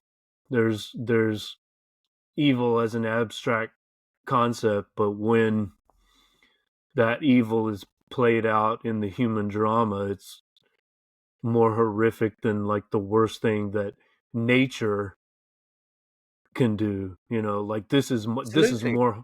this is more horrible than a hurricane or a wildfire, to take the recent example that's in the news. Yeah, because Because it's that human side of us knows what we are doing, right? hmm, It's that kind of like that Lady Mac again, that the large hands made me think of Lady Macbeth, when she's washing her hands and she can't get the blood, off them. yeah. She, right, that act was, the sort of the killing occurred in a very kind of primate fashion, a very sort of, we are primates, very hierarchical, very kind of power structured in a way. But the human side of us understands, that's a bit of a no-no there. That's a bit of a no-no, Lady Macbeth. A little bit naughty there, Lady Macbeth, right? And no other animal has that capacity to know that, yeah, you probably shouldn't be doing that. Yeah. Yeah. Anyway, I mean, I mean, I feel it's like that's almost all we need to say about that poem. And yeah, there's really, I'm speechless in a way, other than, throwing out these academic uh gut reactions, but it's just it's physical. Like there's a physical reaction I have to it. It's kind of one of repulsion, but also a strange fascination.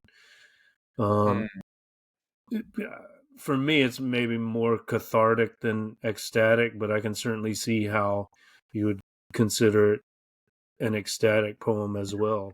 And I'm just, just all the associations with the goat. Like in my book Goat Songs, that hopefully I'll finish this year, um the goat plays the same role as the whale does in Moby Dick. Like every aspect of the goat is is examined in some way. Have you, if this doesn't sound too sort of banal a question to follow that, have you hung out with many a goat in your time?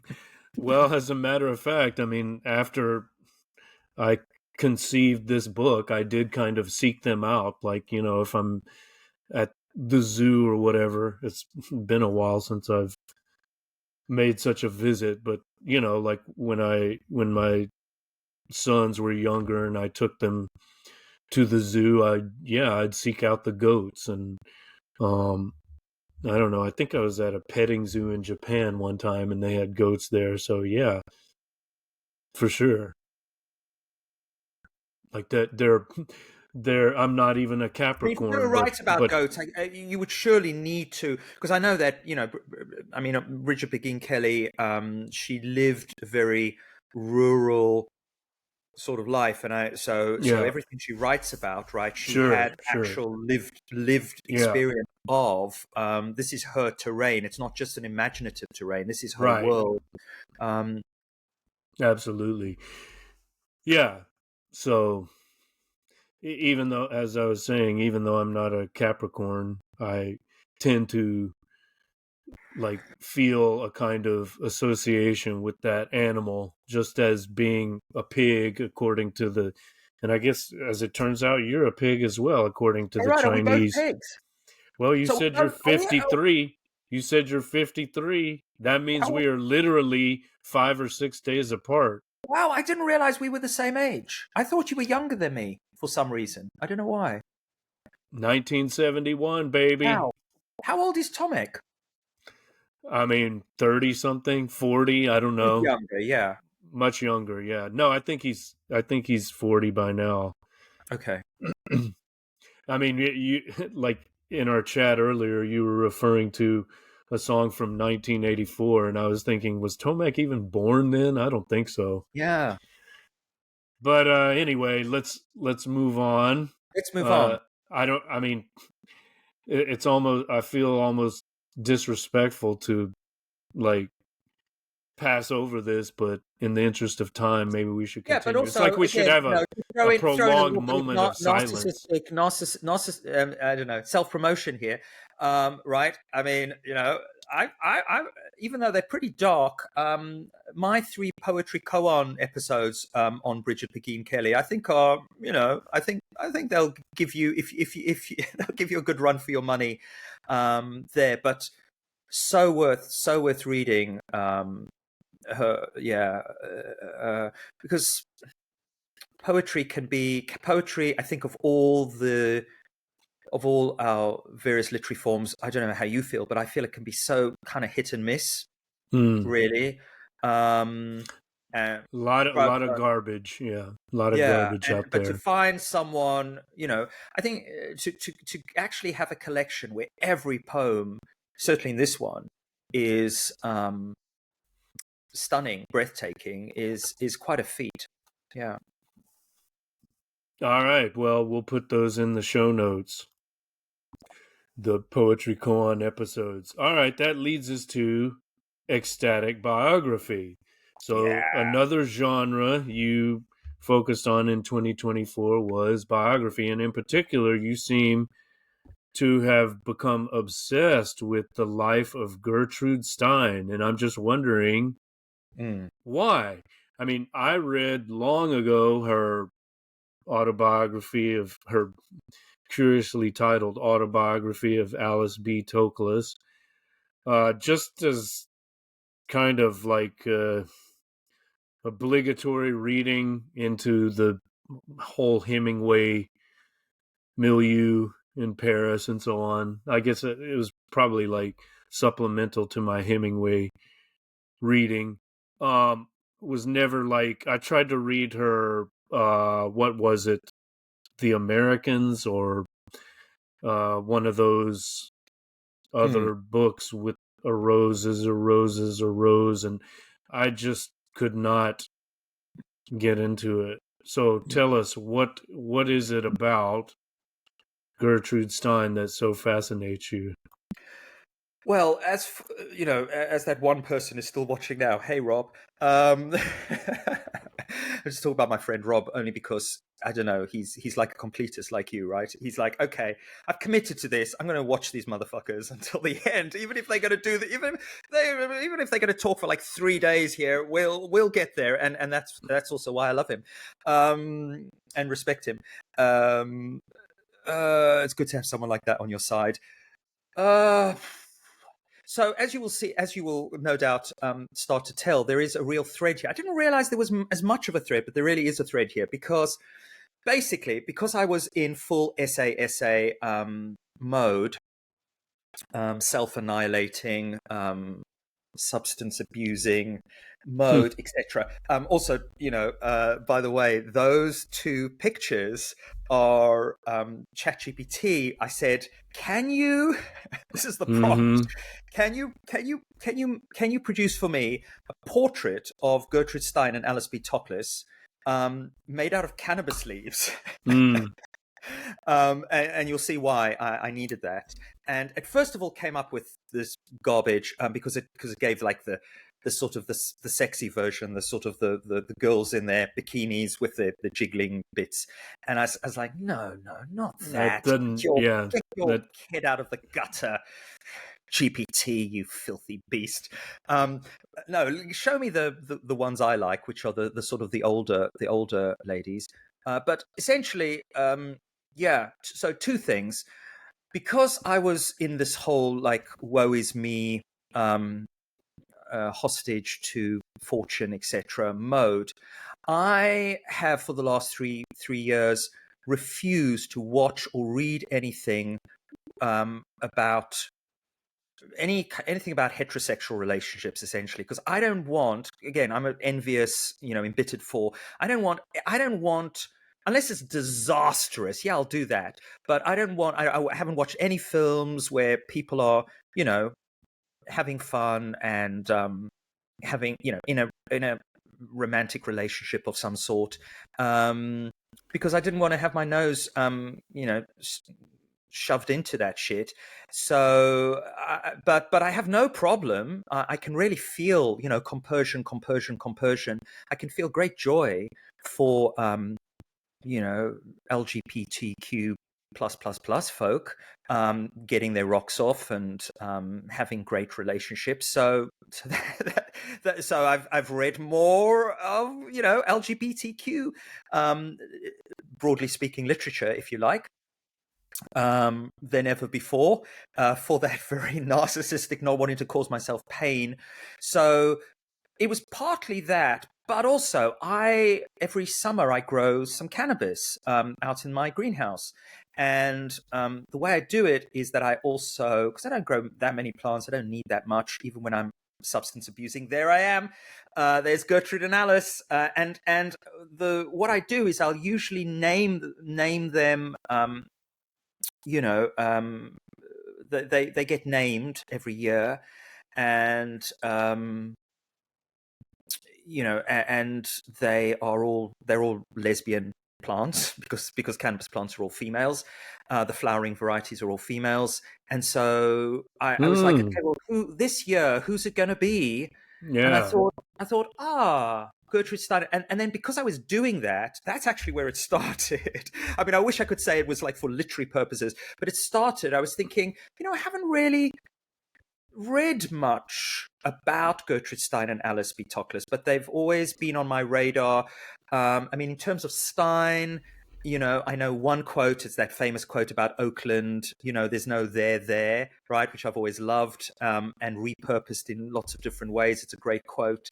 And then, um, in my, you know, pretentious, I was going to say my pretentious younger days, but of course, I continue to be so. But in my pretentious younger days, I would walk around, with a copy of Tender Buttons under my arm, Mm. thinking that someone's going to find that incredibly attractive and sexy because it is a sexy book. I think Tender Buttons is a very sexy, um, book, and it sort of sends out the vibes that I would want somebody who wants to cop off with me would be like, oh, you've got a copy of Tender Buttons. Oh, let me take my clothes off. That would be the fantasy there. But other than that, haven't really read much of hers because I find Gertrude Stein's prose, by and large, laborious, repetitive, and kind of boring. But anyway, so I went and then read the biographies, and I just fell in love with their stories. And I made a whole bunch of videos actually on my channel last year about them. I mean about the plants, but also about them. And of course, these videos went down like lead balloons. I was like, come on, everyone's going to love this, right? But of course not, for two reasons. First of all, I mean, the lesbian factor, that probably gets them like 1 point. But they're unfortunately, well, both dead, but not, and white. And also, unfortunately, not a great look in 2024. They're both Jews. Even though Gertrude, right, even though she was a Jew, I think she gets extra points, but people don't know this. I think she gets extra points because she was one of those Jews, because she's an 8, one of those brutal motherfucker Jews who says things like, I think Hitler, and she meant it in a way, I think Hitler should be given the Nobel Peace Prize, right? Because I'm not entirely sure what she said that, but maybe, like the brutal motherfucker would say, yeah, because, there's too many of these pompous Jews around. Let's knock some of them, knock some of them off. I mean, she was brutal, Gertrude Stein, and I really love that about her. She's a tough cookie, and I just fell in love with their story. With her story going off to Paris, her and her brother Leo, and they start to buy, they start to buy the avant-garde artists of the time, right, for a pittance, and start, trading in art. Alice B. Toklas writes that the Alice B. Toklas cookbook mainly actually at the end of her life to make money. People didn't realize this. It was because after Gertrude died, the money-grabbing Jews that we are, Jews that the Steins were, really fucked her over, and she, they froze her out of the estate, and she desperately needed to make money. And so the book that she's really known for, which is the Alice B. Toklas cookbook, yes, was made for her to make some money.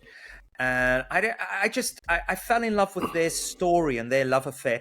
And in fact, I made a video, which I'm going to put a link to, where I try and pitch their story to Greta Gerwig, because I had this idea that this is the perfect post-Barbie follow-up for Greta.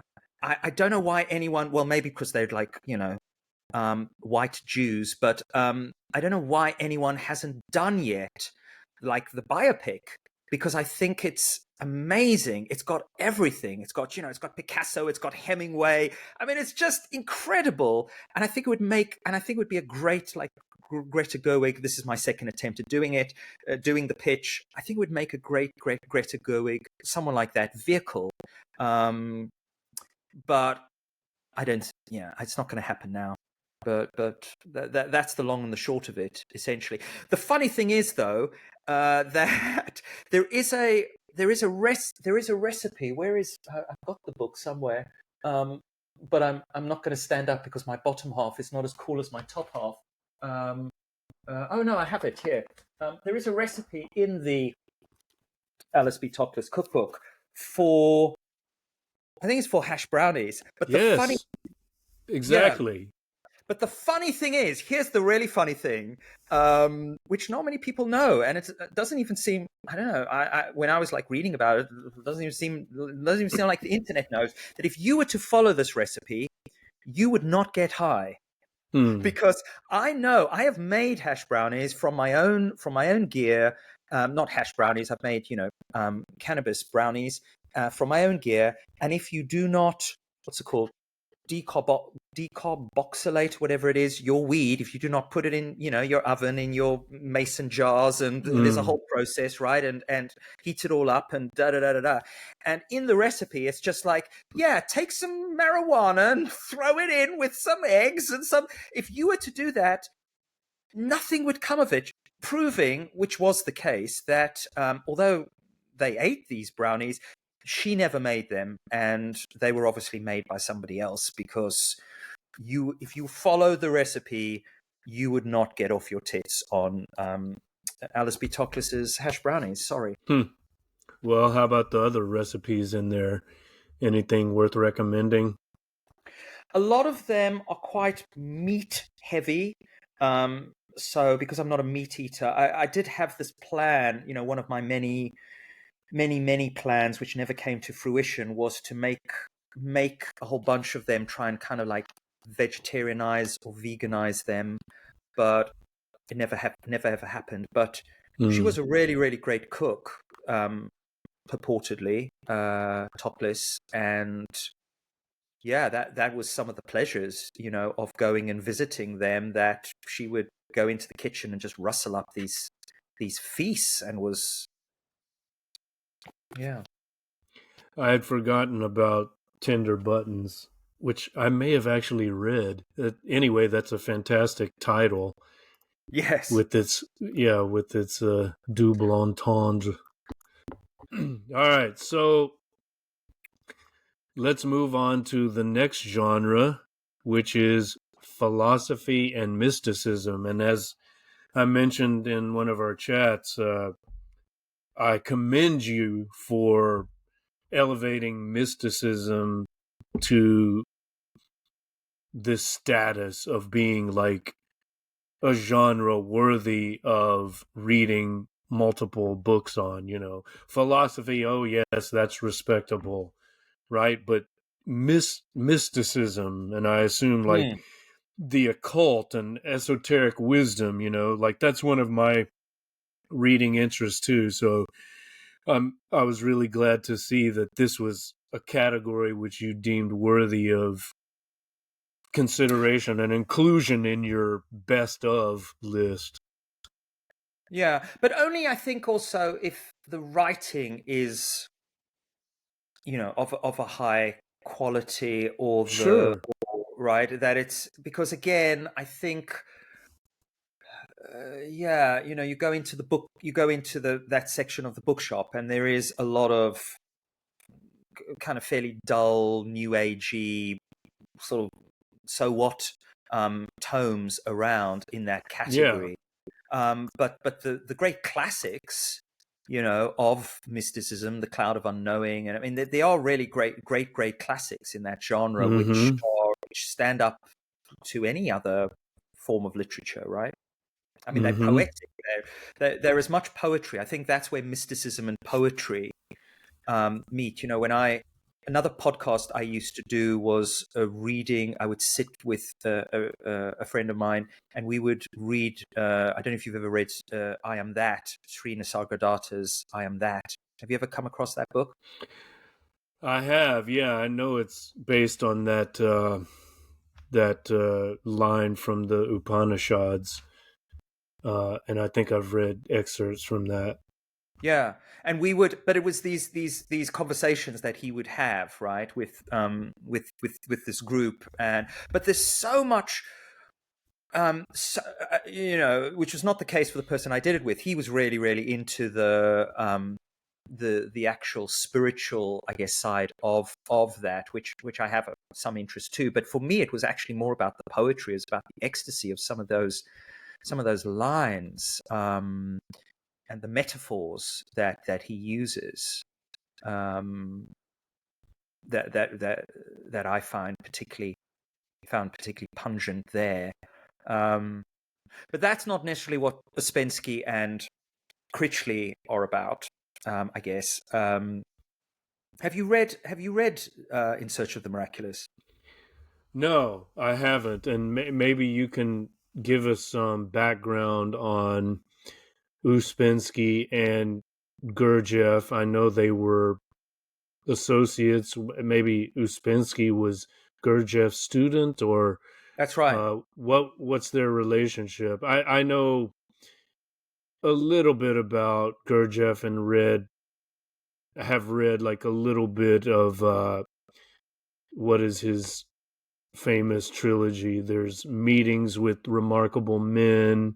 Mm. There's Beelzebub and his Grandfather, nephew, is it? or something. Grandfather. Yeah, or something like that. Yeah, yeah. Yeah. So, but not like I haven't read all of his works by any means, or even like one of them in its entirety. We'll talk more about Gurdjieff, I'm sure, in our texting episode on the Enneagram. But uh, just tell us about this work by Uspensky, and maybe you can discuss his relationship with Gurdjieff and why you chose to read it, what you got out of it. Just take it wherever you want. Sure. Well, again, my route into this, yeah, it was very much through the Enneagram, in the sense that um, even though Gurdjieff doesn't really talk much about this, although he does, interestingly, in his movements, which I'll mention in a moment, because I went and did these movement classes last year, which was a key part of his teachings.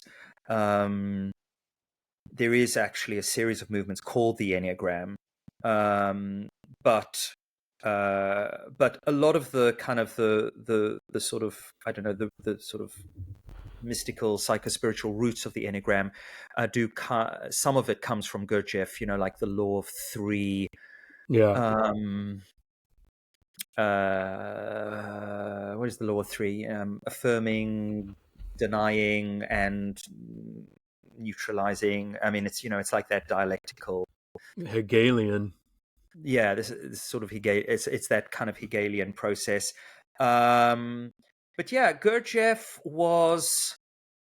How to describe who Gurdjieff was? I mean, my sense of I'm not really much of a Gurdjieff fan. My sense of Gurdjieff is that he was a kind of a magician. He was a kind of a bullshitter. He was a kind of, he was a sort of a chancer, a guru who, uh, yeah, went on all of these so-called travels. Who knows how much of it he actually did? Went to these travels, met all of these wise men, and then synthesized that into his own shtick. And because he was an eight, he was looking for and needing also to feel powerful and strong, needing acolytes, and everyone who and he found a whole bunch of them, including Uspensky, and a lot of his acolytes were Enneagram 6 types who were looking for people who say, I know what it's all about. And of course, Gurdjieff would say one of his primary pieces of teaching was like, when you find your master, I mean, all gurus say this, right? When you think you found your master, you must do everything your master tells you to do. You must not Mm-hmm. question. You must not, right? Now, and a lot of people would say, but there are some people in this world, as we know, who that's music to their ears. Like, oh my God, finally, I can just do this. And those were the people who kind of, if you read the In Search of the Miraculous, and then also if you read, shout out to this book, which I read as well, this biography written by Gary Lachman called In Search of Peter Uspensky. Gary Lachman was the guitarist of Blondie, another classic 80s band, Wow. 90s band, Yeah. but then has had a career, a much longer career than he had as a guitarist for Blondie, writing a whole series of incredible books on the occult and the esoteric. I mean, a fantastic writer, very serious Really? scholar. Yeah, amazing guy, Gary Lachman, and this is a fantastic book on Uspensky, because Uspensky started in that way with, and this is also what In Search of the Miraculous, I think, is about, right? It's about Uspensky's kind of falling in love with Gurdjieff's teachings and the path that he set out, and then also falling out of love with that and going on to do his own thing. And what that involved was actually, he spent some time in the 20s living in the UK and living in this place called Colette House, which has one of those blue plaque things outside. I'll find a picture. Peter Spensky lived here, and he would do, amongst other things, these movement classes in the 1920s. And I discovered that these were still going on in the 2020s, and went and did them. And I also discovered that all the people who'd been there in the 1920s were still there in the 2020s, because the average age in this class was about 75 or 80. And it was an amazing experience in the sense of you would go and you would do these movements, which, as taught by Gurdjieff, and then sort of refined, I suppose, in some way by Ouspensky. They had a pianist who would actually play live, and it was very Gurdjieffian in the sense that when I said, "Oh, I really, I'm enjoying this," I went and did a couple of classes, and I'm enjoying this. But I'd like to like practice the moves. I like to get better at them. The line was, "No, you've got to," because I was like, but the whole point about this, right? Because this was the point of the movements, is that you get to do them to the point, they're quite complicated. The pieces of kind of like choreography, but you get to the point where you can do them without thinking. They kind of muscle memory, and muscle memory. Yeah, exactly. Only then do you have the kind of, right, you're not in your head, you're not in your heart, you're actually in that gut place. You're in the Gurdjieff zone, and then you can have a mystical experience. Whereas when you start to do the movement classes, you're totally in your head, because you're like, oh fuck, what do I do? I do this, and right. Right. And then when I said, well, I want to actually experience that, I was pretty much told, well, you're going to have to probably come and do movement classes for the next 5 years, because that's the whole point. The whole point is that you've got to suffer and struggle and be humiliated. I mean, they didn't put it in this way, but that was like the read between the lines. You've got to basically, be humiliated and really commit to this, be devoted to this. Otherwise, we can't help you. No pain, no gain. That's why I only did it for a couple of months, but it was an amazing experience. And you mentioned a pianist there. Have you heard the Keith Jarrett tributes to Gurdjieff? Or I don't know, I guess it's like a cycle of pieces that he wrote in honor of Gurdjieff, or based on his, or inspired by his teachings. I'll That's really put a link to that. Yeah, I didn't know Jarrett had done this, but what the music that we would be doing these movements to was the music that Gurdjieff wrote with another one of his disciples, who was this Russian count, and they also had a lot of money. I mean, they all were patrons, right? I mean, Gurdjieff basically, again, he lived a nice life, was supported by his acolytes, Hartmann and his wife. And Hartmann was a composer and composed with Gurdjieff the music to all of these for all of these movements. And so I at the time I did listen to a lot of the Hartmann Gurdjieff pieces, but maybe Jarrett did a take on that, perhaps did a take on Hartmann's work. I'm not sure. I'll put a link in the show notes. I've probably listened to that whole album. Can't remember what it's called, but interesting.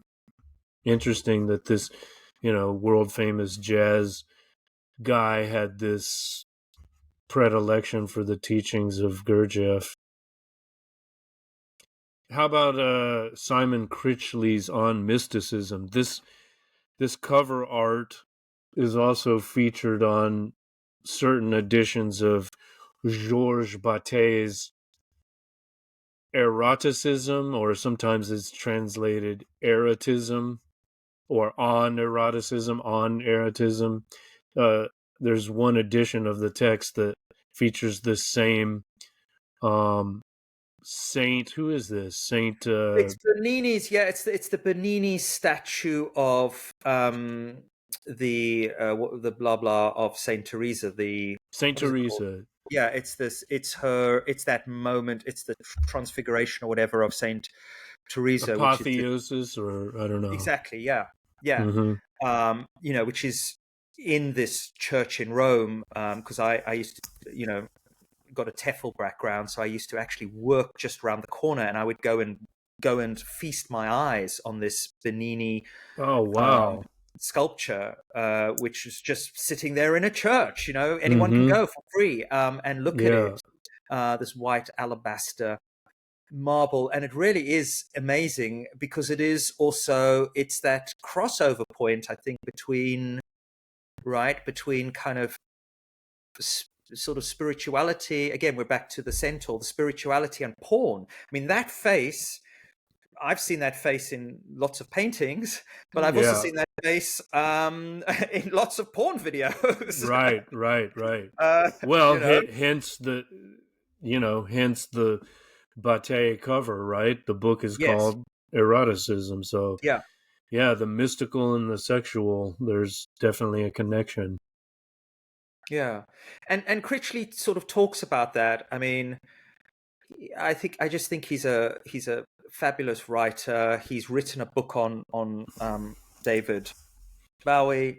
Bowie, what's your preferred pronunciation there? Oh, really? Bowie is what I say. But Yeah. you know where Bowie got his name, right? He's from a so-called hero. He's not a hero to me, but he's a state hero in Texas, right? He's a so-called hero of the Alamo. Jim Oh, really? Bowie, Ah, the Bowie knife. Yeah, that's where he got his name. Oddly enough, but yeah, the Brits and he himself said Bowie.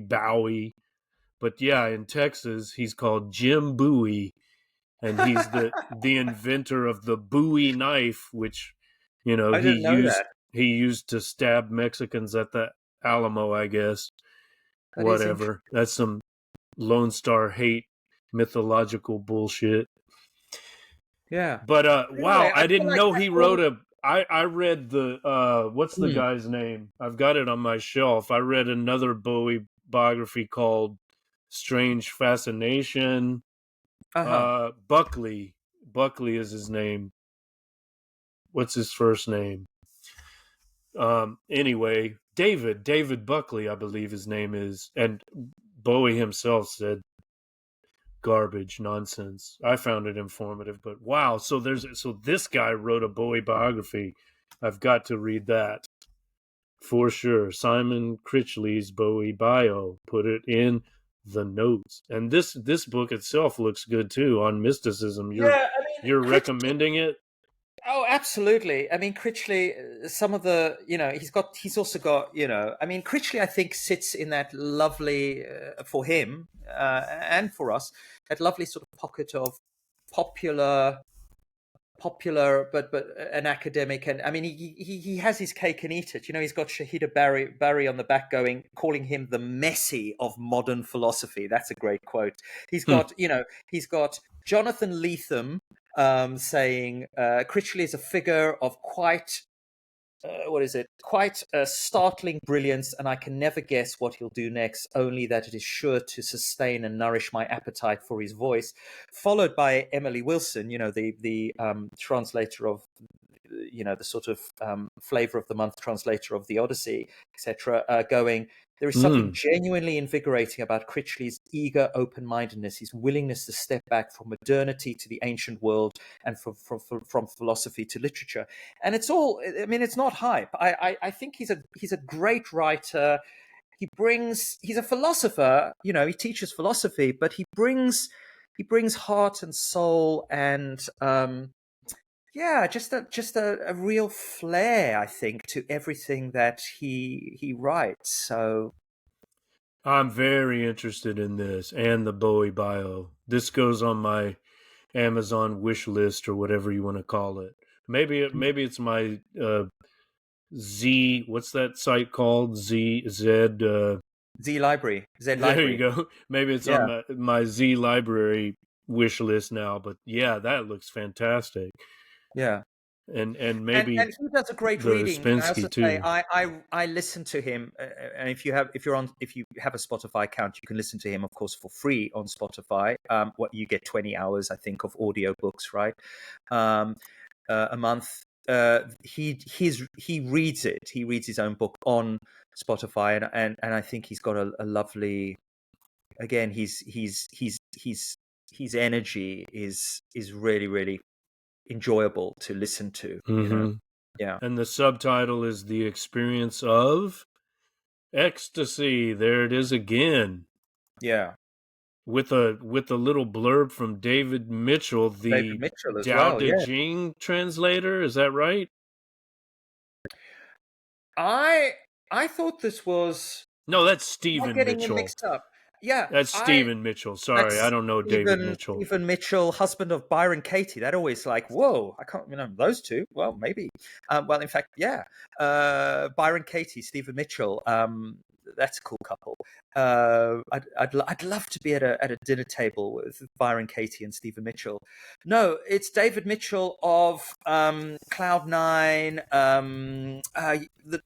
I'm sure you've come across him. I've read a bunch of his books, which, of course, because I'm such a non-retentive reader, I can't remember. But he's somebody. Recently, I've been thinking of rereading David Mitchell. What did I particularly? It's not the David Mitchell comedian, no. Although he's also great. Peep Show, David Mitchell. Have you ever watched Peep Show? Is that a Oh very, yes. Oh you yeah. know, Jez and yeah, Mark. Mark and Jez? No, this is David Mitchell, the novelist, I believe. Cloud Unless I'm Atlas, number Cloud 9 Atlas. Dream. That's Yes, the word. okay, That's I the know one. this Yeah, guy. Yes, yes, yes. I think particularly Cloud Atlas is fantastic. Yeah.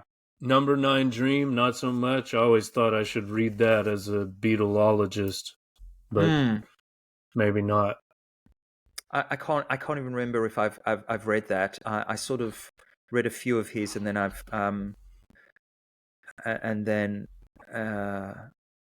yeah, and then our paths parted. But he's a great writer. So a thumbs up from him is a good thumbs up. Okay. Tomek said, damn, you guys are still going? That was like 30 minutes ago. But We're moving yes, towards we 2 are. hours. Let's see if we could kind of cap this at 3 hours. Jesus Christ! Yeah. Well, there's your There I am at yeah, Colette's house. There were doing other the people there. movements. Yeah. Yeah, doing some of the. I mean, the movements they're just so good, Jeff. It's it was just him because he was such a magpie, So he was like he saw a bunch of soldiers goose stepping down the road, and he was like, right, okay, brilliant. Well, and he incorporated that, and then some of them are actually quite.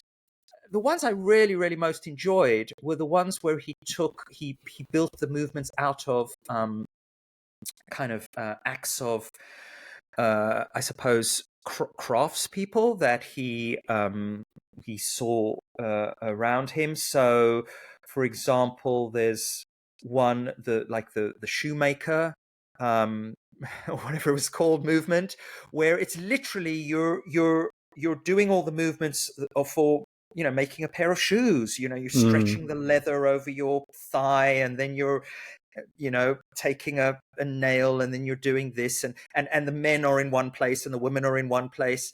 It is truly fascinating. And if they were, I also thought, if they kind of, I felt like if they sort of brought it a little bit more into the 21st century, I could really see it taking off.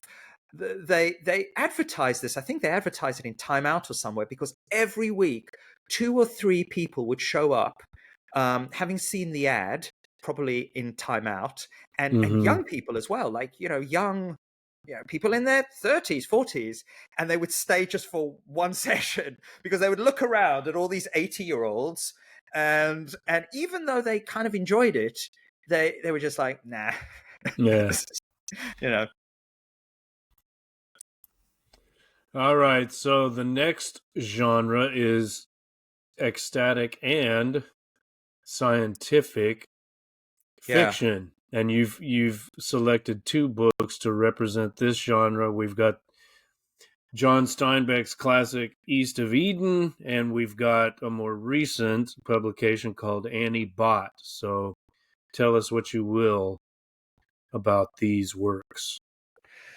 So again, all of these books, as you can see, in fact, most of these books, right, come out of just my own little personal obsession. So why did I read Steinbeck's East of Eden? I read Steinbeck's East of Eden because Drew Newkirk, who is a psychotherapist who works in New York and has a channel on the Enneagram, and he's also a sexual four, so he is my type, although he's got better tats. Well, he's got tats. I don't have any tats. He's got the tats, and he's a sexual four with a 3-wing, so he looks much more kind of bling than I do, but envy, resentment. But anyway, he's a sexual four, and I love him to bits, and he's often banging on about Steinbeck because this is his favorite novel, I think, of all time. And I was just like, if Uncle Drew likes it, it's got to be good, because really, until I read this, I only knew Steinbeck, as most people do, from Of Mice and Men, yeah. which I did in a reading group many years ago. I used to work for or volunteer for a group called The Reader in the UK, where you would go into libraries and schools and old age homes and stuff, and it's an amazing book. Put that into the show notes as well, thereader.org, and really wanting just an amazing vision of like sitting down with people who wouldn't normally read this stuff, and sitting and reading very, very slowly great works of literature, but like taking George Eliot's Middlemarch into a prison, and sitting down and, right, we're going to read Middlemarch. It's going to take us a year, and the stuff that comes from that was incredible. But anyway, I did with a group in a library of Mice and Men. No, it was actually, it wasn't a library. It was a sort of it was like an old age home. That's right. It was an old age home. We did Of Mice and Men, and that was good. But I never felt particularly, I don't know why, I never felt particularly attracted to Steinbeck. But then I went and read this. I went and read East of Eden because it's Drew's recommendation, and it just immediately has gone into my like top 10 books of all time. Books that I want to be buried with or burnt with. Put them on my funeral pyre, please. Right. Kind of thing, because books are burning. There you go. Yeah. What did you think? I think I mentioned to you, Steinbeck is not as important to me as, say, Faulkner and Hemingway, like just for whatever reason. But I have read quite a bit of his work, and he's borderline canonical for me. Of course, like everyone, I was exposed to Of Mice and Men. Oddly enough, I never read The Grapes of Wrath. I think I mentioned that too, and I haven't read East of Eden either. But I read both. I saw both of the movie versions of those films. The Peter Fonda Grapes of Wrath, and then the James Dean East of Eden, right? But I think To a God Unknown or For a God Unknown is a very interesting novel. The work before The Grapes of Wrath, I've never In even heard of Dubious. that. Yeah. What's that? No, I've never even heard of that For a book. God Unknown. that you're referring to. Yeah. Well, that's You a really are Mr. Deep Cut. You are Mr. Deep Cut. We well, were that's talking a. deep cuts I before, mean, right? I mean, that's it like was the Steinbeck deep cut. Because even when you're like, what Steinbeck should I read? That doesn't, I don't think that comes up in the top fives. well, but the reason I was attracted to that is because of the title. It's apparently taken from an old Vedic hymn. It's from the Rig Veda. There's a hymn called "To a God Unknown" or "For a God Unknown," and then like I noticed, oh, Steinbeck wrote a book called that. It's like what? And then I read it, and it's there's an American setting, but it's quite a. We're talking about mysticism. It's quite a mystical novel in that the main character seems to have this connection with trees. Like he's I think it's set in New England, if I remember correctly. But he like has this mystical connection to nature and trees in particular, and so he kind of like in this Christian society kind of has this secret cultic kind of nature religion that he can't quite express, but he develops, and then like some of the women in the community are attracted to him because he has this sexual energy too. So that is a deep cut, but worth That sounds reading. amazing. I immediately want to read this. This is the You'd probably problem. like it. You'd This is probably the like it. problem. Every time I talk to you, you kind of mention about like 100 books, and I'm like, it's like great, but I'm also like, fuck you. Now I've got to read these books. Well, You know, sorry. You're welcome and sorry, but the I think I also mentioned before The Pearl. That is one of the finest novellas ever written. Just a beautiful story. And I may have read that. I think I actually yeah, have read that. that's Yeah. great. That's great.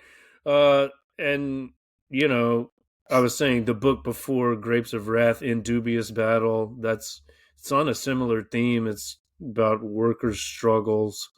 Um, very good. I'll probably read Grapes of Wrath one day, but The Moon is Down, that's his anti-fascist novel. That's pretty good. So and then I read like Tortilla Flat, Cannery Row, and some of those shorter books. So he kind of became borderline canonical to me, and so this reminds me I need to read East of Eden. So there you Mm. go, Steinbeck fans or non-fans. Let's talk about Annie Bot, which you've described as scientific fiction, not science fiction so much as scientific fiction. What's the distinction you're Well, it is making? sort of no, it is science fiction. Why did I put scientific in inverted commas? I suppose because I do feel like it is a novel that, um, yeah, it's maybe it's not science fiction in the sense that we're almost there in terms of the vision that she is writing about, which is that of you know yeah, AI sex robots, but not, but that sounds like a kind of that sounds like a diminishing term, whereas of course it's really about AI girlfriends. And again, this was another strand that I followed in my third and final year of because I'm out of that now, thank God. Mainly thanks to good old Orion, actually. But yeah, um, I where am I going with that thought? So yes, I also made a whole bunch of videos about having an AI wife, because there was a period of time where I was really like trying to think about what it might be like to kind of turn ChatGPT into almost like a partner, or someone like that. And this is about a man who has is in a relationship with a woman who has, the AGI threshold has now been reached, so she has that kind of consciousness, if you like. And it's about that relationship and about the imbalances of that relationship, and essentially, it's a feminist fable, I would say. But it's also a great novel. It's one of those novels. Steinbeck was like this in a way too, in a strange way. I binged that novel. I just couldn't put it down, and the Mishima as well. I had to read it all the way through, almost in one go, or listen to it all the way through. Same for Steinbeck. Um, that feeling like when you get caught into, I don't know, Netflix, the archetypal Netflix binge or something like that. I could not put it down. It just utterly gripped me. I needed to know what was going to happen. I mean, that very primal, what is actually going to happen next? Right. Because she's such a good writer, and it's well written. It's not just pap. And another shout out in that vein, I would say, is a book that's not really talked about, but also I think was very prescient, was Ian McEwan's Machines Like Us, which again was a book that I really loved, that really captured my imagination when I read it a few years ago. Again, about what does it really mean to have relationships with, you know, Westworld like, as good as, you can't really tell that they're not, they're certainly not robots. They're not like, hello, can I suck you off? They're not they are like proper, this could be, I could be the AI. There is something about that I find very compelling.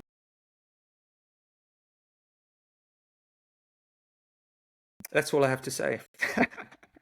You mean, okay, you're talking about the sex robots. I thought you froze there for a second. No, Okay. I'm still here. Well, okay. Let's just put this on the list of recommended books. I don't feel I can really say much about it until I or react to what you said until I read this, but I think it sounds like you've convinced me it's something worth looking into, so I'll put that on my list.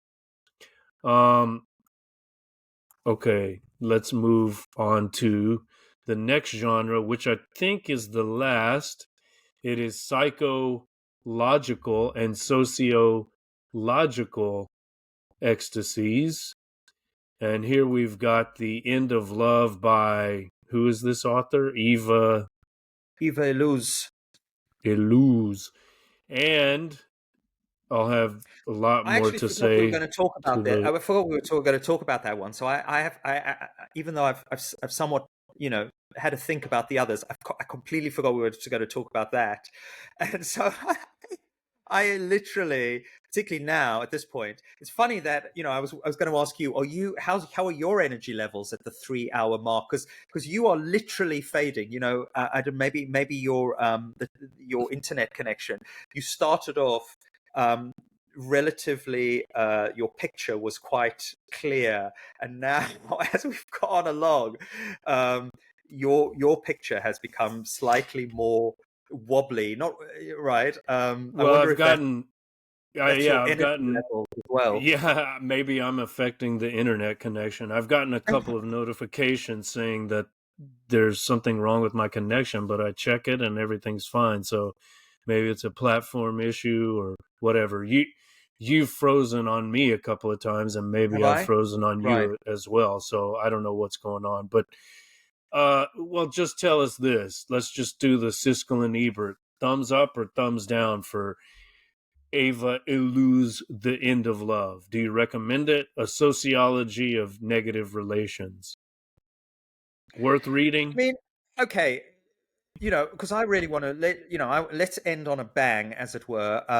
Let's end with a banger, and that's The Value of Others. So Yeah. I think if you are someone who is in any way attracted to that, um, to the thoughts and ideas of Orion Taraban's, um, notions and thinking around the sexual marketplace, and the kind of engine of romantic relationships, you will lap up the end of love.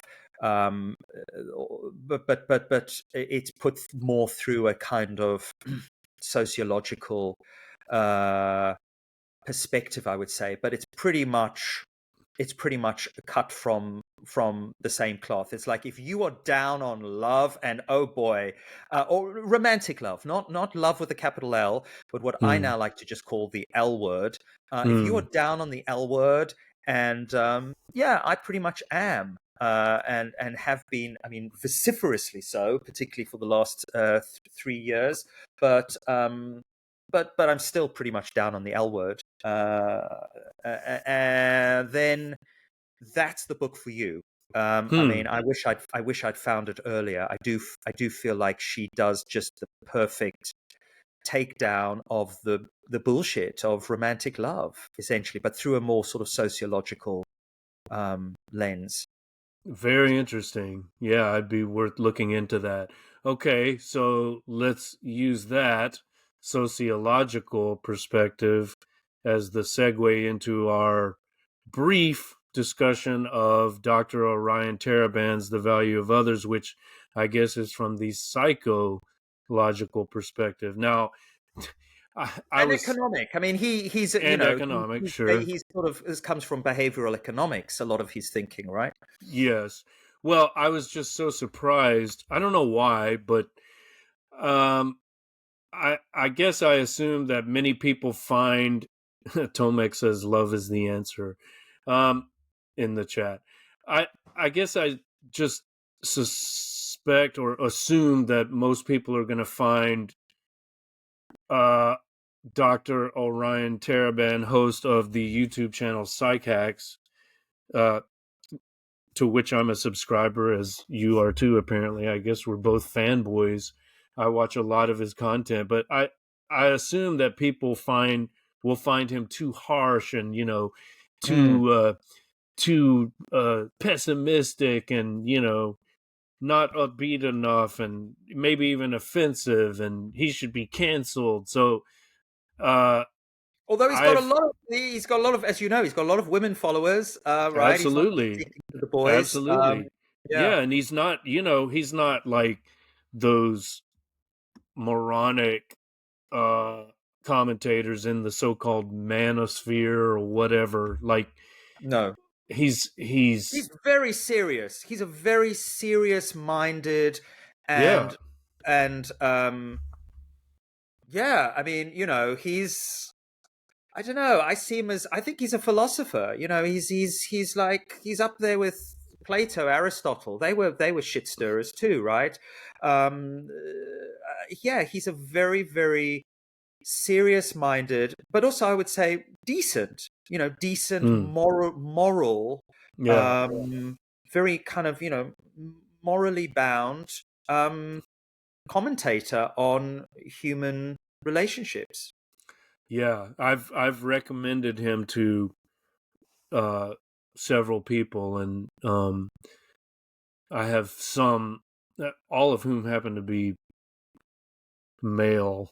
Although that's not quite true. A couple of females have found his content interesting too, but yeah, there is kind of the assumption that this will be offensive to the ladies, but as you say, that's certainly not always the case. It's not Yeah. necessarily true.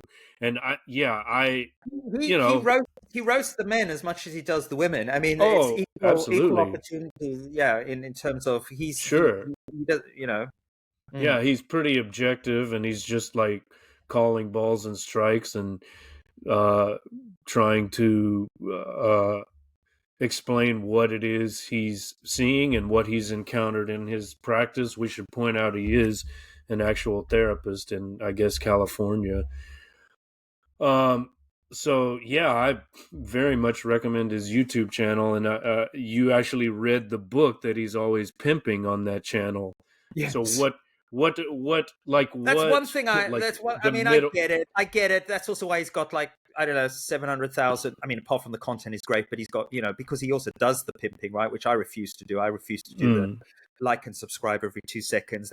But hey, yeah, um, Yeah, the book is fantastic. What can I say? It's the synthesis of everything he talks about. Well, that was my question. There's Is there there's no anything new? Is there anything new, like anything that you couldn't get from the YouTube channel? Like, does he present it in a different way, or he elaborates on it, the content from his YouTube channel? I mean, he says that it's all kind of new material. I think once you've to me, it feels like it's again, it feels like it's a more comprehensive, a genuine philosophical working out. You know, he's really presenting. Um, I feel like the YouTube channel gives a lot of kind of interesting talking points, and you know, you get these tasters, but I Yeah. genuinely do think that the book does really, he's setting out his stalls, and it's all very, very carefully thought through, and it's systematic, and it all adds up, and it all joins together. Mm, So it's a bit like, yeah, if you've enjoyed the the buffet and the tasting menu, as it were, but you want to sit down and have the full three-course meal. right. uh yeah, I would really recommend it. And also, again, I have actually read it as well, but I would recommend the audio book version of it, because he reads Hmm. it, and he is such a, I mean, he used to be an actor. That He's was an actor. Yeah. his first career, and he's got a great way with words, and and he presents that material so well. And he, yeah, there's some fantastic pieces which maybe I know he's talked about in interviews and on his channel, but like he talks about, for example, how he learnt um kind of everything he really ever needed to know about relationships when he did his, I mean, he's talked about this, so you might have heard him talk about this, when he did his acting training. And uh, the first term of that training was they would just play the yes no game, or whatever it's called. Have you heard him talk about this? No. Right. So he went thinking, oh, they're gonna teach us about, we're gonna stop taking, Shakespeare monologues or something. But the the first 6 months of the training that he did was they played this game, which I think is called the yes no game, or maybe it's just called the no game. And the idea is that, um, oh no, it's called the please no game. There we go. And the Mm, idea is that one person, the only word that they can use is please, and the only word the other person can use is no, until mm. that person has convinced them to say yes. And you've got to just use your voice, if I remember correctly. Maybe I'm misremembering. And he kind of realized, and he makes, I mean, this is a central part of the book, that ultimately, in relationships, um, that's what happens. It's one person going please, and the other person going no, no, no, until it's a yes or a no. Mm. Um, anyway, it's that kind of stuff. I mean, I just think he's such a great thinker. And the other thing I love about him, and this comes out in his videos, but also comes out in the book, right, is that there is no fat on the Orion Taraban's content. Every word counts. There is no. Unlike this channel, yeah. I feel like we've delivered even though it's been 3 hours over. I feel like we've delivered, somewhat lean. I don't feel like we've been blathering. Well, you tell us, Tomek. But there is something about him, right? He doesn't. There's no fat there. Every sentence does count. It does Mm, matter. Whereas I often feel when I read loads of books, like this sort of books of this genre, almost a kind of a self-help type genre. I mean, yeah. they're all fat ultimately. There's Mm, maybe like it's like a rasher of bacon that's got like one tiny little sliver of meat in Mm-hmm. it, but it's kind of, mostly composed of just fat, Right. right? Um, and that's not the case. But then I am a fan, and I'm also a fan, um, again, from a very personal reason, because Orion Taraban, I can honestly say, and that book really, he really kicked my ass. He really sorted me out, and maybe that's why you recommend his videos, as I do to some of my clients as well, Mm-hmm. right? Yeah. Particularly those people who get caught in that pitying vortex of woe is me, oh, hard done by my love, all of that bullshit. Yeah. um yeah, Ryan Taraban, just like he's he's like the coach. He's like the coach who, like in a Rocky film or something, right? He Yeah. grabs it, Yeah. right? He's Yeah. like, come on, you motherfucker, get real, It get gives you real, stop, it gives you stop moping. the tough love, right? Tough love Yeah. all the way. But I think there is a lot of love. There are some people in that crowd who, yeah, they lead on the toughness, but they get a kind of kick out of the toughness. I really feel, and he himself says this, right? He says that I only got this way through pain, Pain. through Yeah. pain and suffering. Yeah. The video he posted today, in fact, says there are two paths. There's the path of pain and the path of light. And Yeah, for most of us, 99% of the time, we learn from pain rather than light. It would be better if we could learn more, from other people's pain, which is basically what the path of light is. But most of us don't do that most of the time, yeah, himself included, he would probably say. that's right. Yeah. And you, of course, Oh, you've my been a goodness. perfect Yes. segue out, right? Because I Yes. can now say to you, but I genuinely mean this, it's not just bullshit.